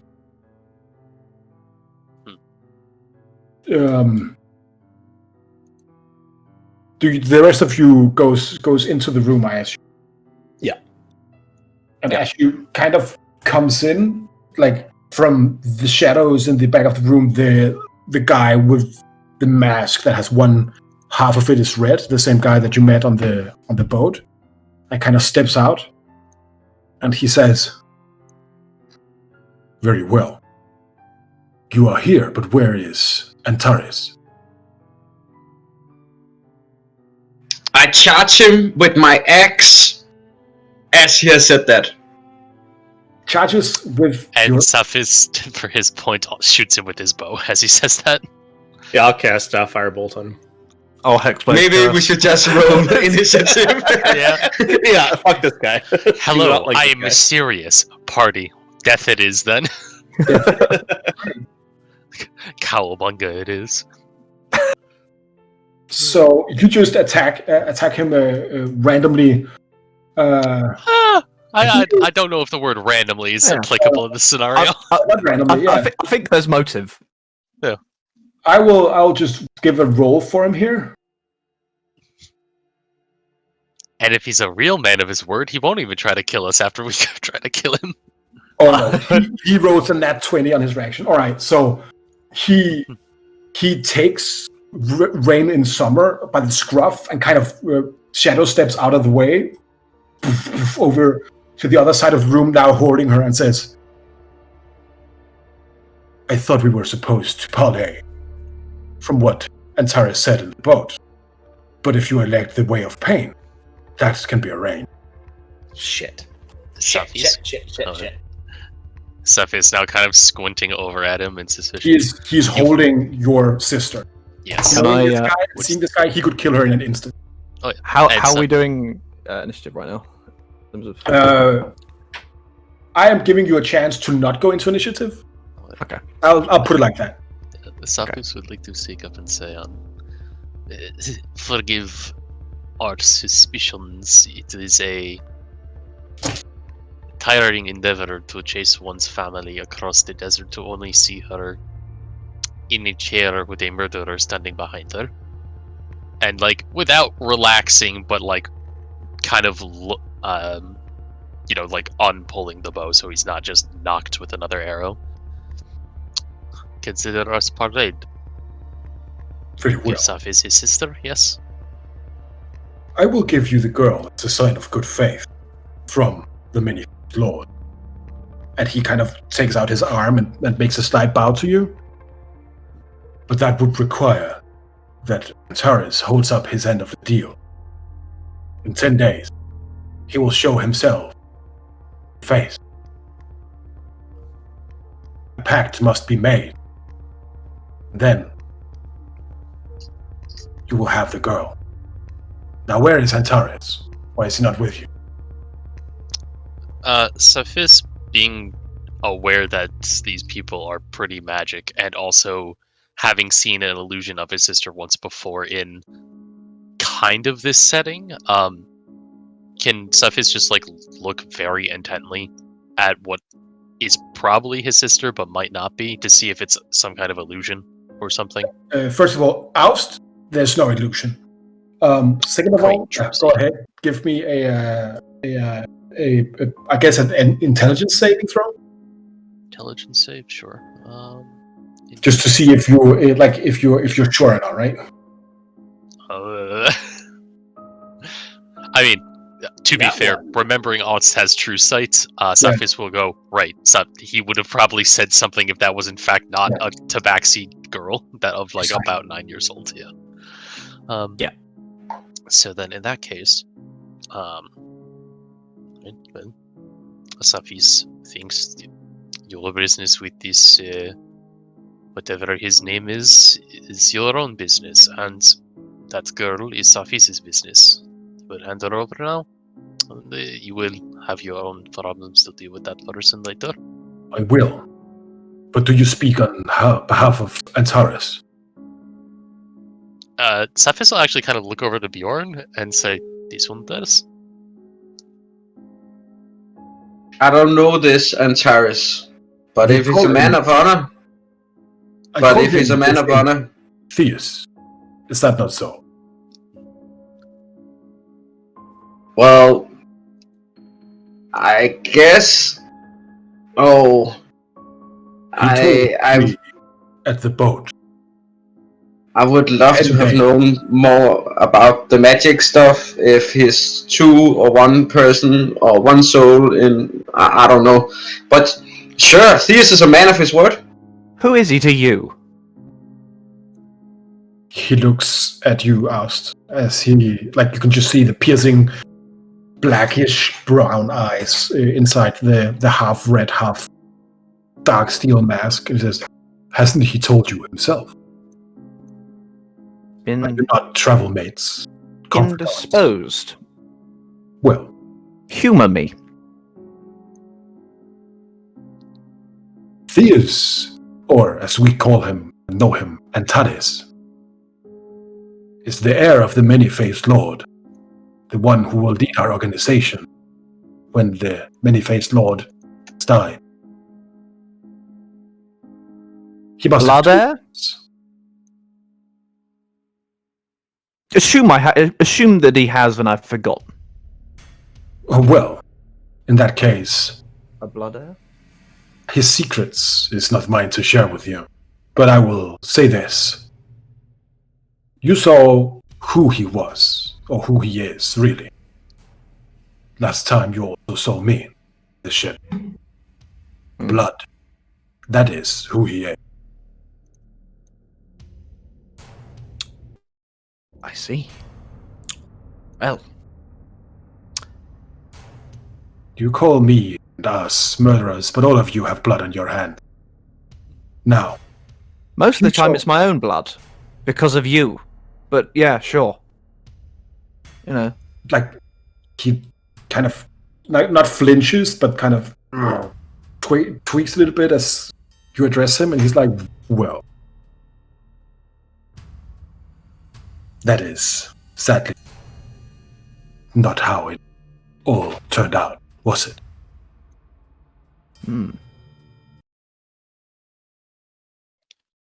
So, you all talk for Antares, the one you call Theus. In 10 days he will lay down his arm, and he will present himself to us. Where? It doesn't matter where. We will be there to collect him. And if he doesn't? Well, there's many Just so repercussions.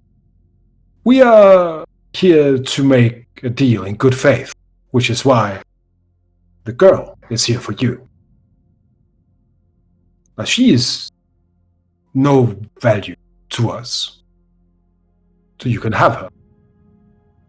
The real deal will be that we will leave you alone for 10 days. If you attack any operatives of the Face or the Conventicle, well, they will need, of course, to defend themselves. If you keep your noses to yourself and go away, and if Theus or Antares comes to us in 10 days, we can all live in peace. Can we now? That is what you offered us, was it not? I believe that was until he showed his face. Are you saying that after he shows his face, if indeed he does, you will leave us in peace? No, he will come with us. Sure, he surrender will. himself. But it appears there are two conflicting, should we say, what's the word? Priorities with your organization, doesn't it, at the moment? Because you appear to be looking for him, but then you also appear to be very much so intent on killing me. I believe the term you keep using exhaustively is maledictus. Are you saying to me that after Theus and or Antares shows his face in 10 days and gives himself over to you, that you will leave me, regardless of anybody else, in peace? If you go away and do not disturb the balance of the material realm, I will not have any reason to defend myself from you, would I? Defend yourself. We know the Interesting likes choice of you, words. he says. I don't think you do quite yet. Well, We'll see. Sophise, this is your call. I'm done speaking to this man. I don't think he has as much honor as far as Bjorn could throw him, which, albeit is quite far, but there we go. he looks at you, Sophis. So, bravado aside, do we have the deal? Call. Sophis kind of takes a moment to glance over the whole party, and we'll just give a very simple nod to this man and say, yes. He looks at all of you, like he's distinctly like taking in all of your facial expressions. He gets a 19 in insight. Bjorn is fuming, so he will definitely notice that. Alst is still very much kind of on the knife edge as to whether we're kicking off here. He doesn't believe that the Face will leave him alone after all this has transpired at all. In fact, he thinks quite the opposite. So he's kind of resigned to the fact that this negotiation is of itself, but past that, he is more than willing to fight the Face. All right. Here and now. Nongol waits on his waits on Sophis to make his action, but definitely took note of the masked man's mention of the conventicle. And Sophis. Cephas, for his point, seems upset that he has to accept this deal, but willing to genuinely accept this deal.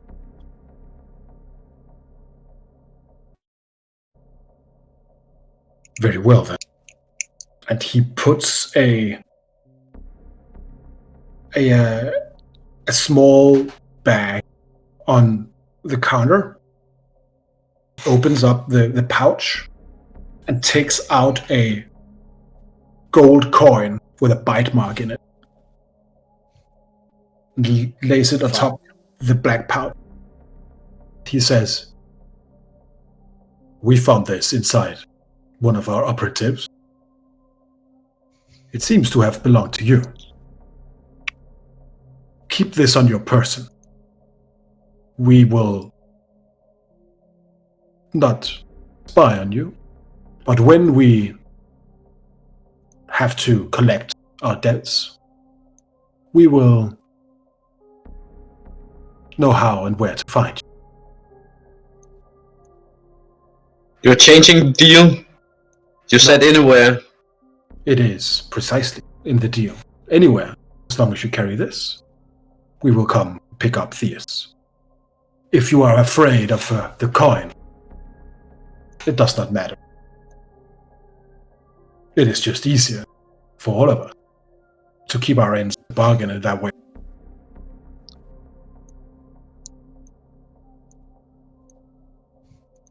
This is up to you, Sophis. Cephas will walk up to the man and kind of hold on to the coin for a second.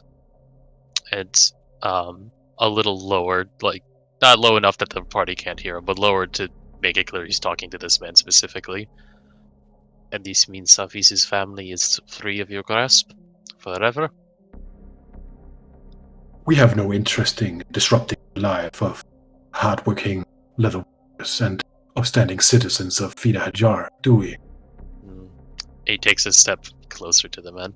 No, Cephas thinks you do not. But aside from this, at this point he'll take a step back and kind of like look around the room and tilt his head a little bit. Speaking of hot workers, where are the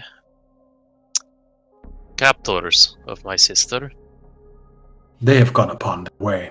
You were here for her, were you not? Cephas was, but he is curious. Are you friends with these people? Does it matter to you? Yes. As a point of order. They are businessmen. We acquire their service. This is what Cephas expected. And he will kind of just snatch the coin out of the guy's hand and put it in his bag of holding. And will also grab onto his sister and kind of pick her up if she is in fact unconscious, and kind of carry her bridal style over to the party. Yeah, she is. Very well. The 19th of Aurora. He looks at all of you gently, and then disappears in shadow.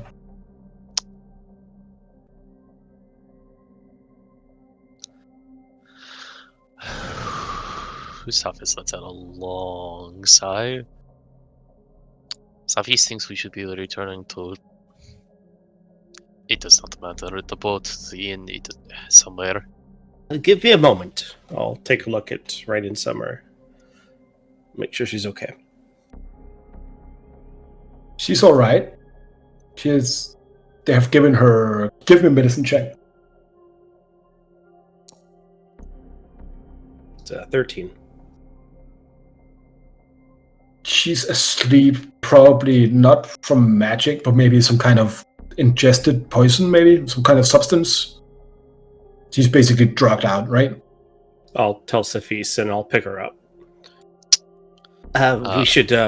It's possible poison or some such thing, but she seems to be, other than that, okay. But we should get her back and get her healed up and make sure that we. Cephas won't hand her over to you, to be clear. But will, note and says, "Yes, thank you for the help. Let us go." Yes, very well. All right. As you go out the front door, everything is as you arrived. Empty street. Gets a little bit busier as you go up to the Red Hive. I guess going directly to your room, or where are you going? Yeah, directly to... I mean, that's where Cephas is headed. I don't know what the party wants. Yeah, let's get Theus back. All right. As you go up, you come back into the inn. It's only a bit later, so a few of the people that were here before went home, but nothing seems changed. As you arrive to the upper story of the tavern, Axa greets you. All right, so that was quick. Everything all right?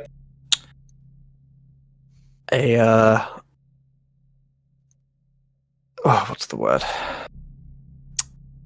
It's relative, but we've got what we came for. All right. She looks at all of you. I'll take the guys out you guys can have some rest. Thank you. Reading on your grim expressions, she brings the people out. On the way out, you see Abane kind of stops as he sees the girl. Oust, that he is like he used to be the medic of your group, right? Mm-hmm. So he looks at you and he's like, "Sorry, sir. I can take a look on the girl if you like, sir." Ask Sophie's. Master Cephis. Cephis will kind of just glance over at Nurgle. You said that it was a poison? From what I could... early inspection, yes. Alright, Cephis has no issue with this then. Go ahead, Abane. Takes a look. Boy, yeah, might be something makes her sleepy. She doesn't seem, if you look here, sir, and like he drags down her eye. The veins are all clear, sir. There's no blackened, meaning that she's probably all right. Just need to sleep it off. See? Good to know. Thank you, Abane. All right. So let me know if you need anything. Will do. Will do. As they leave you for the room, Thea is still tossing and turning.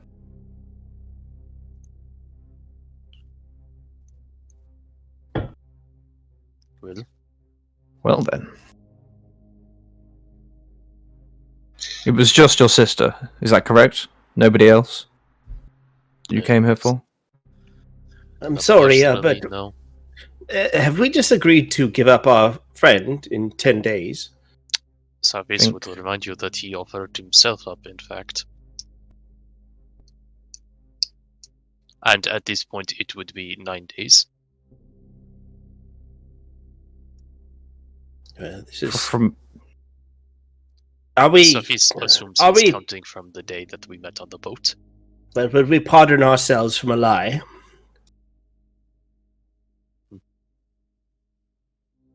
Could you repeat that? Would we pardon ourselves from a lie? Cephis does not follow. Well, if we just don't do these things, or maybe face these...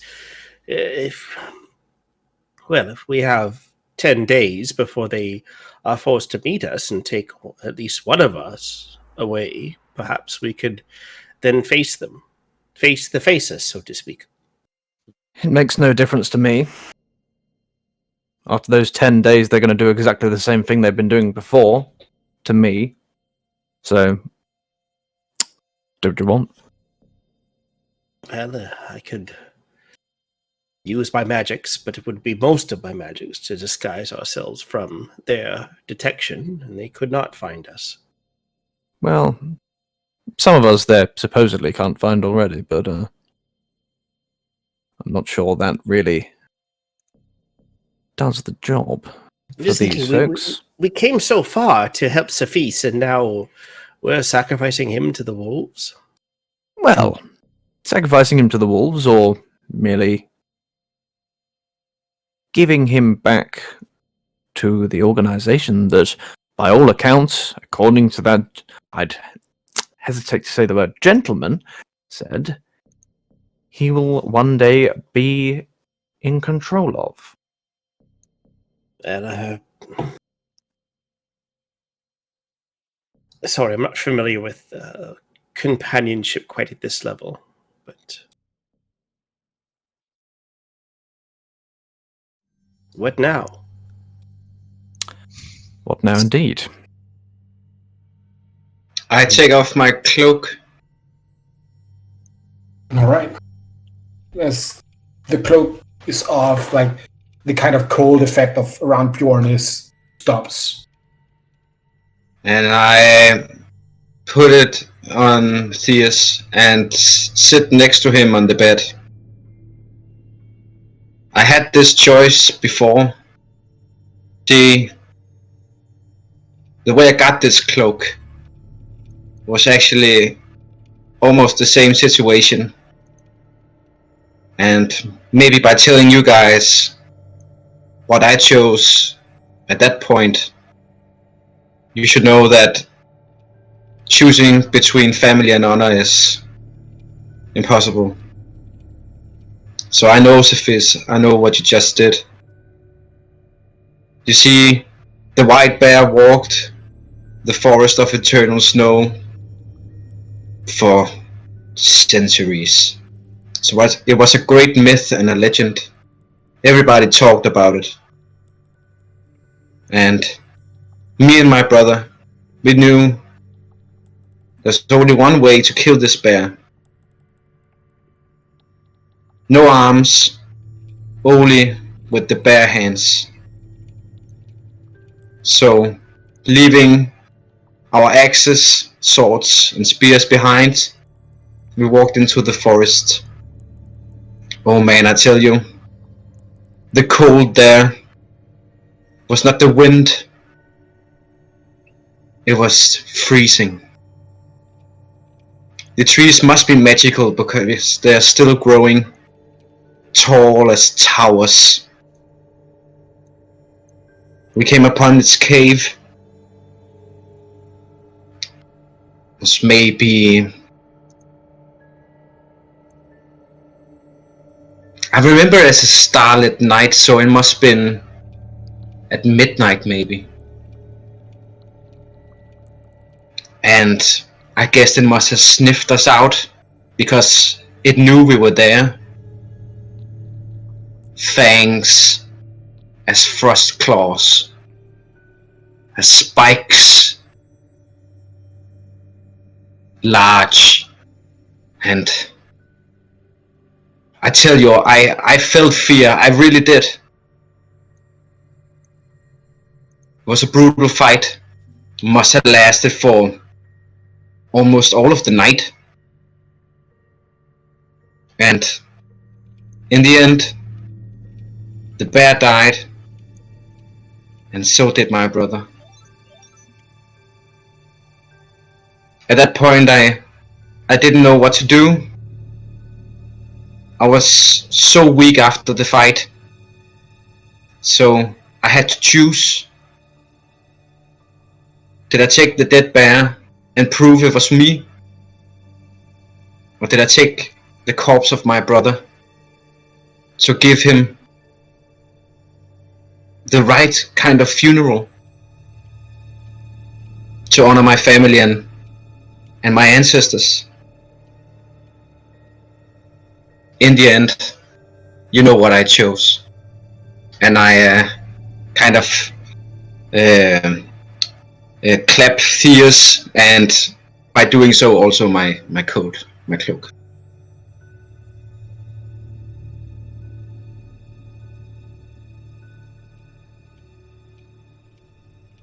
It's an impossible choice. I know, Cephis. So Bjorn, you're saying that when the day comes, we fight?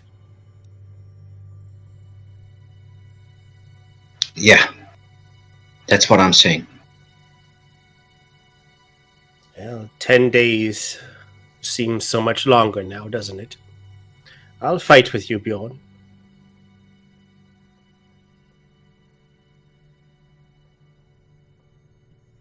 Well, they'll be chasing me till the end of time anyway, so of course I will. And what about, he says, clearly moved by your story. Saladin looks around. There was at least 20 captured children. Now we have one. The rest were sent to staunch flow. For some, you said you found out some sort of ritual. We have What about 9 them? days in hand, as far as I'm concerned. But he did tell us not to attack him or them or meddle in their business. We have no way of knowing that it's their business that we're interfering with. Should we try? Well, I think Plead ignorance, that's what I would say. all of the thoughts we have of honor and our own interests, so will they. And he looks to you, Cephis. Will you go with these? Or will you go with me to Fida? Protect your family, Cephis.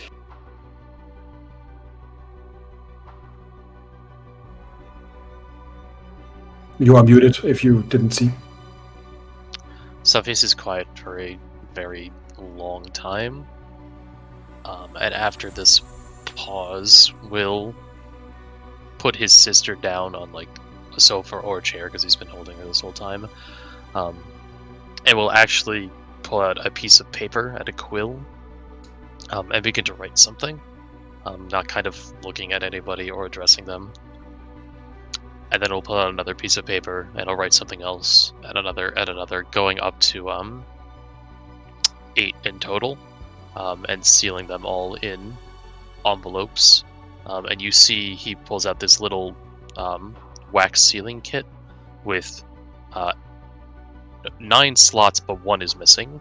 And will seal each of the envelopes with a different stamp. And just taking them all together, like ordering them in arbitrarily, but then very distinctly putting one on top. Tie them all with a piece of twine and kind of probably to Ost, probably handing them over to Ost. We'll hand these over and we'll take a step back and say, Cephis fears he cannot come with you. It is clear to him now that his family is in danger.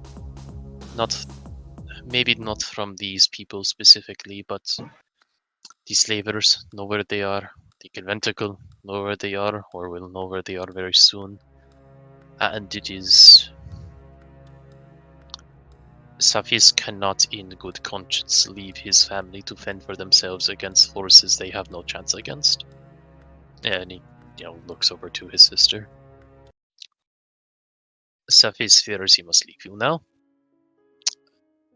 Despite his posturing, Cephis is not a hero by any stretch, and it fills him with great concern and regret that he must take his sister and leave, and glancing at Theus now, leave a man to pay Cephis' debts. But he sees no other way. There is no debt you need to pay. For starters. Not to any of us. I think you've repaid that debt moreover in full many times. I think we'll all agree. I don't think anyone would disagree that now that you've been reunited, protecting your kin comes first. So, well, I mean, I for one will be sad, to not have your keen eye, or at least dealing with whatever comes next, but I understand. As it's why I'm sure the rest of us. Yes. Well, may I ask? Sorry, go ahead. The what's the word? Letters? Not the point. Yes, the letters. Yes. Well, Cephis hopes to mitigate his absence in the group. There are... He kind of almost snickers to himself despite the situation and says there are people that Cephis is familiar with that could provide assistance depending on where this group finds itself. Cephis knows one such person in Staunchflow. He also knows one such person in the jungles that you are heading. The Kalundai jungles. Evan said, forgetting the exact name of the jungle. Wilds of Kangondi. Your other contact is usually either in Port Leviathan or Blimey Bay. Right, yes. And as well as other contacts in the north and in the Imperium.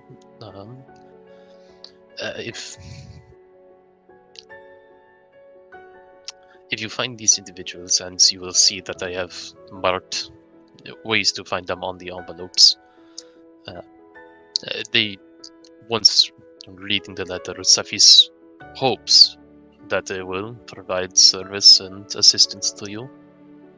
Safis thinks they are, in general, good people, and hopes that they will still be good people by the time you come across them. Well, if they're anything of your quality, I'm sure they're second to none.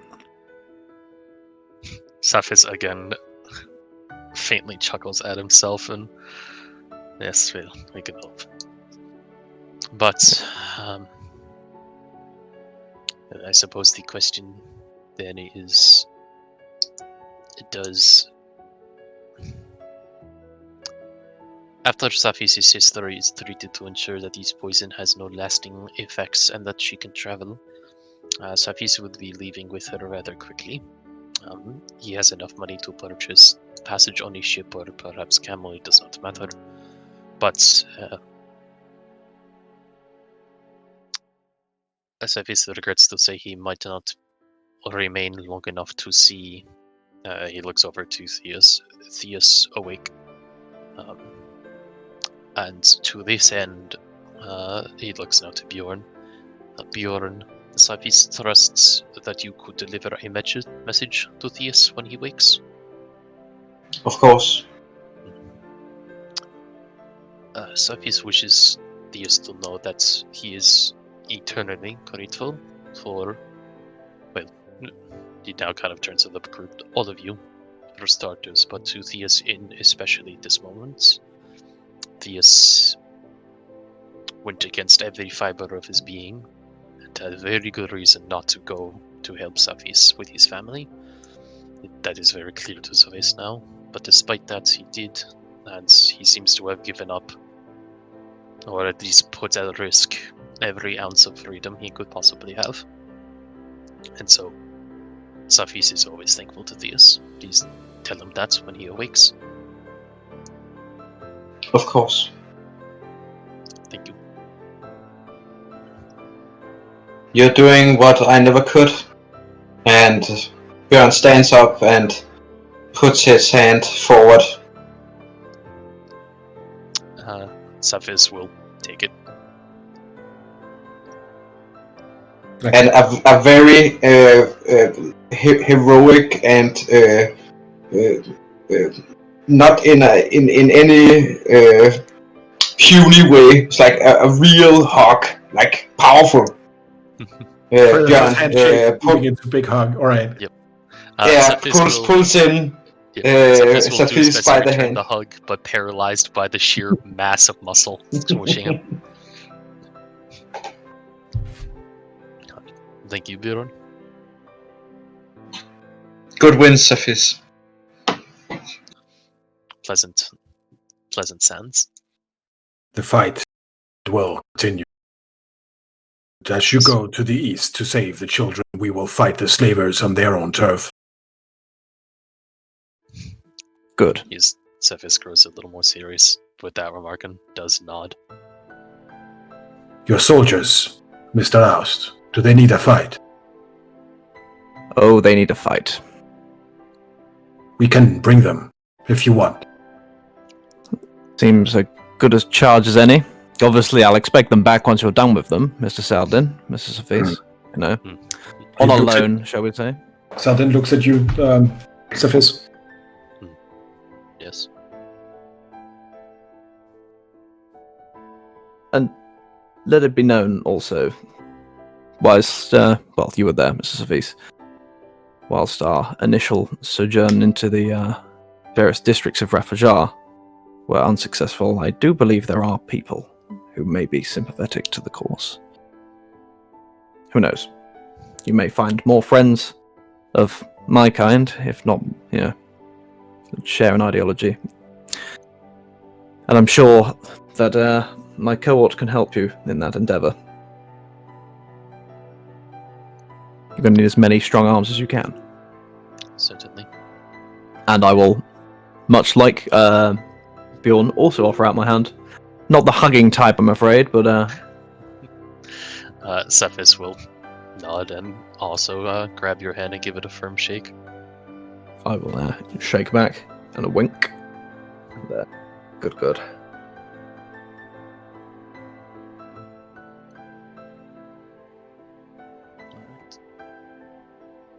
And Nurgle, so he kind of says, turning over to him, thank you too for all that you have done. And I wish you all the, Savis wishes you all the best that you can have in the situation you have found yourself in.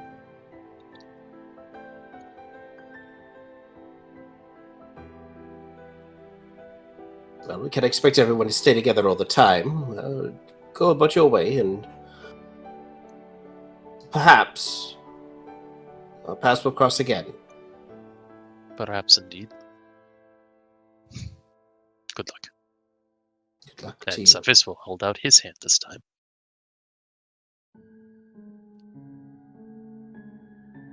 To Noggle? Yes. He'll pull you right in with his gauntlets. Fair.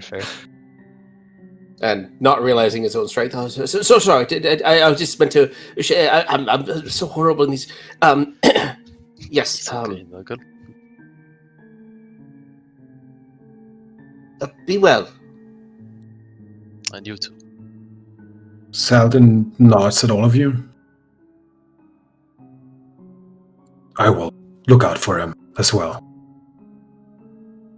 Good. I mean, if you don't, we'll kill you. But yeah, it's just so. Yes. Savis would like to see you try. Well, it would be very maledictive of you to do so. Wouldn't you not say that out? Oh, She yes. says, it smiling.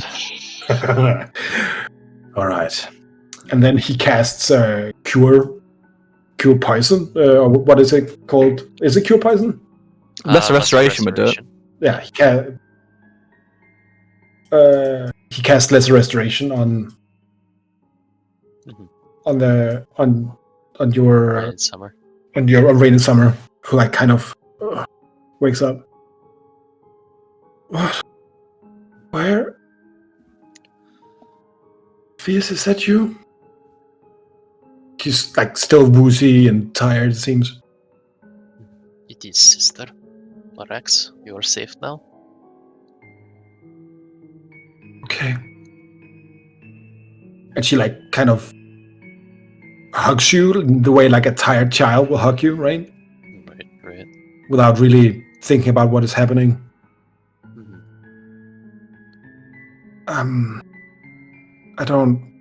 Are we going home?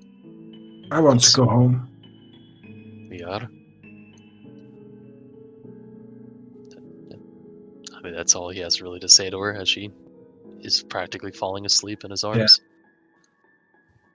And as the night goes on, you prepare, and in the morning, you see Saladin and Safiz kind of bring in the Legionnaires, and with them kind of take an early boat towards the west again.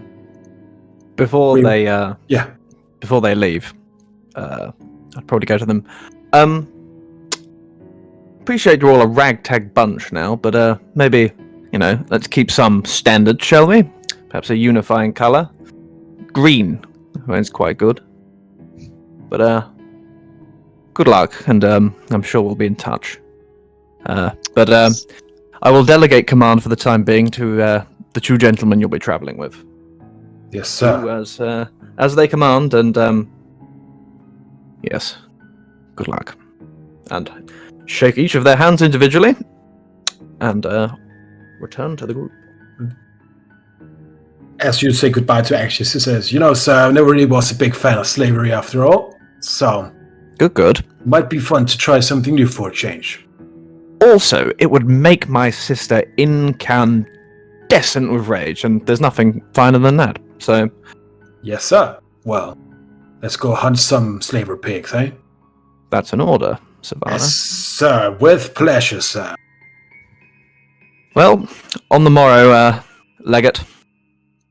Wink. Oh, yes, Your Majesty. And then Not yet. she takes the guy. She takes the Legionnaires on the boat. Any parting words, Sophis, or others?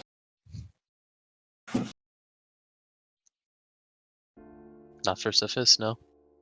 Well, I'd say Nongol looks.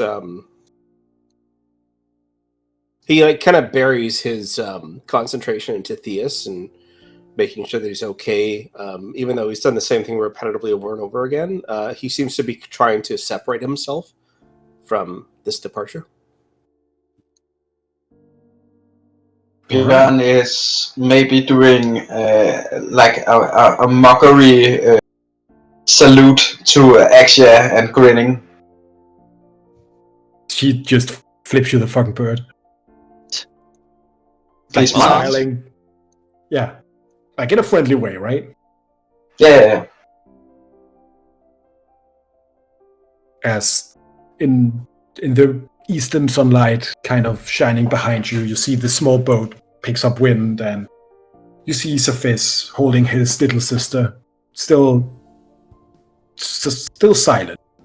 Probably not okay yet, but she will be. Because all of your actions, they led to this. To a little girl who probably wouldn't have gone home if it was not for you. Holding the hand of her older brother that you fought beside and bled with, laughed with. And now this is goodbye as they sail to the west. Hopefully not for the last.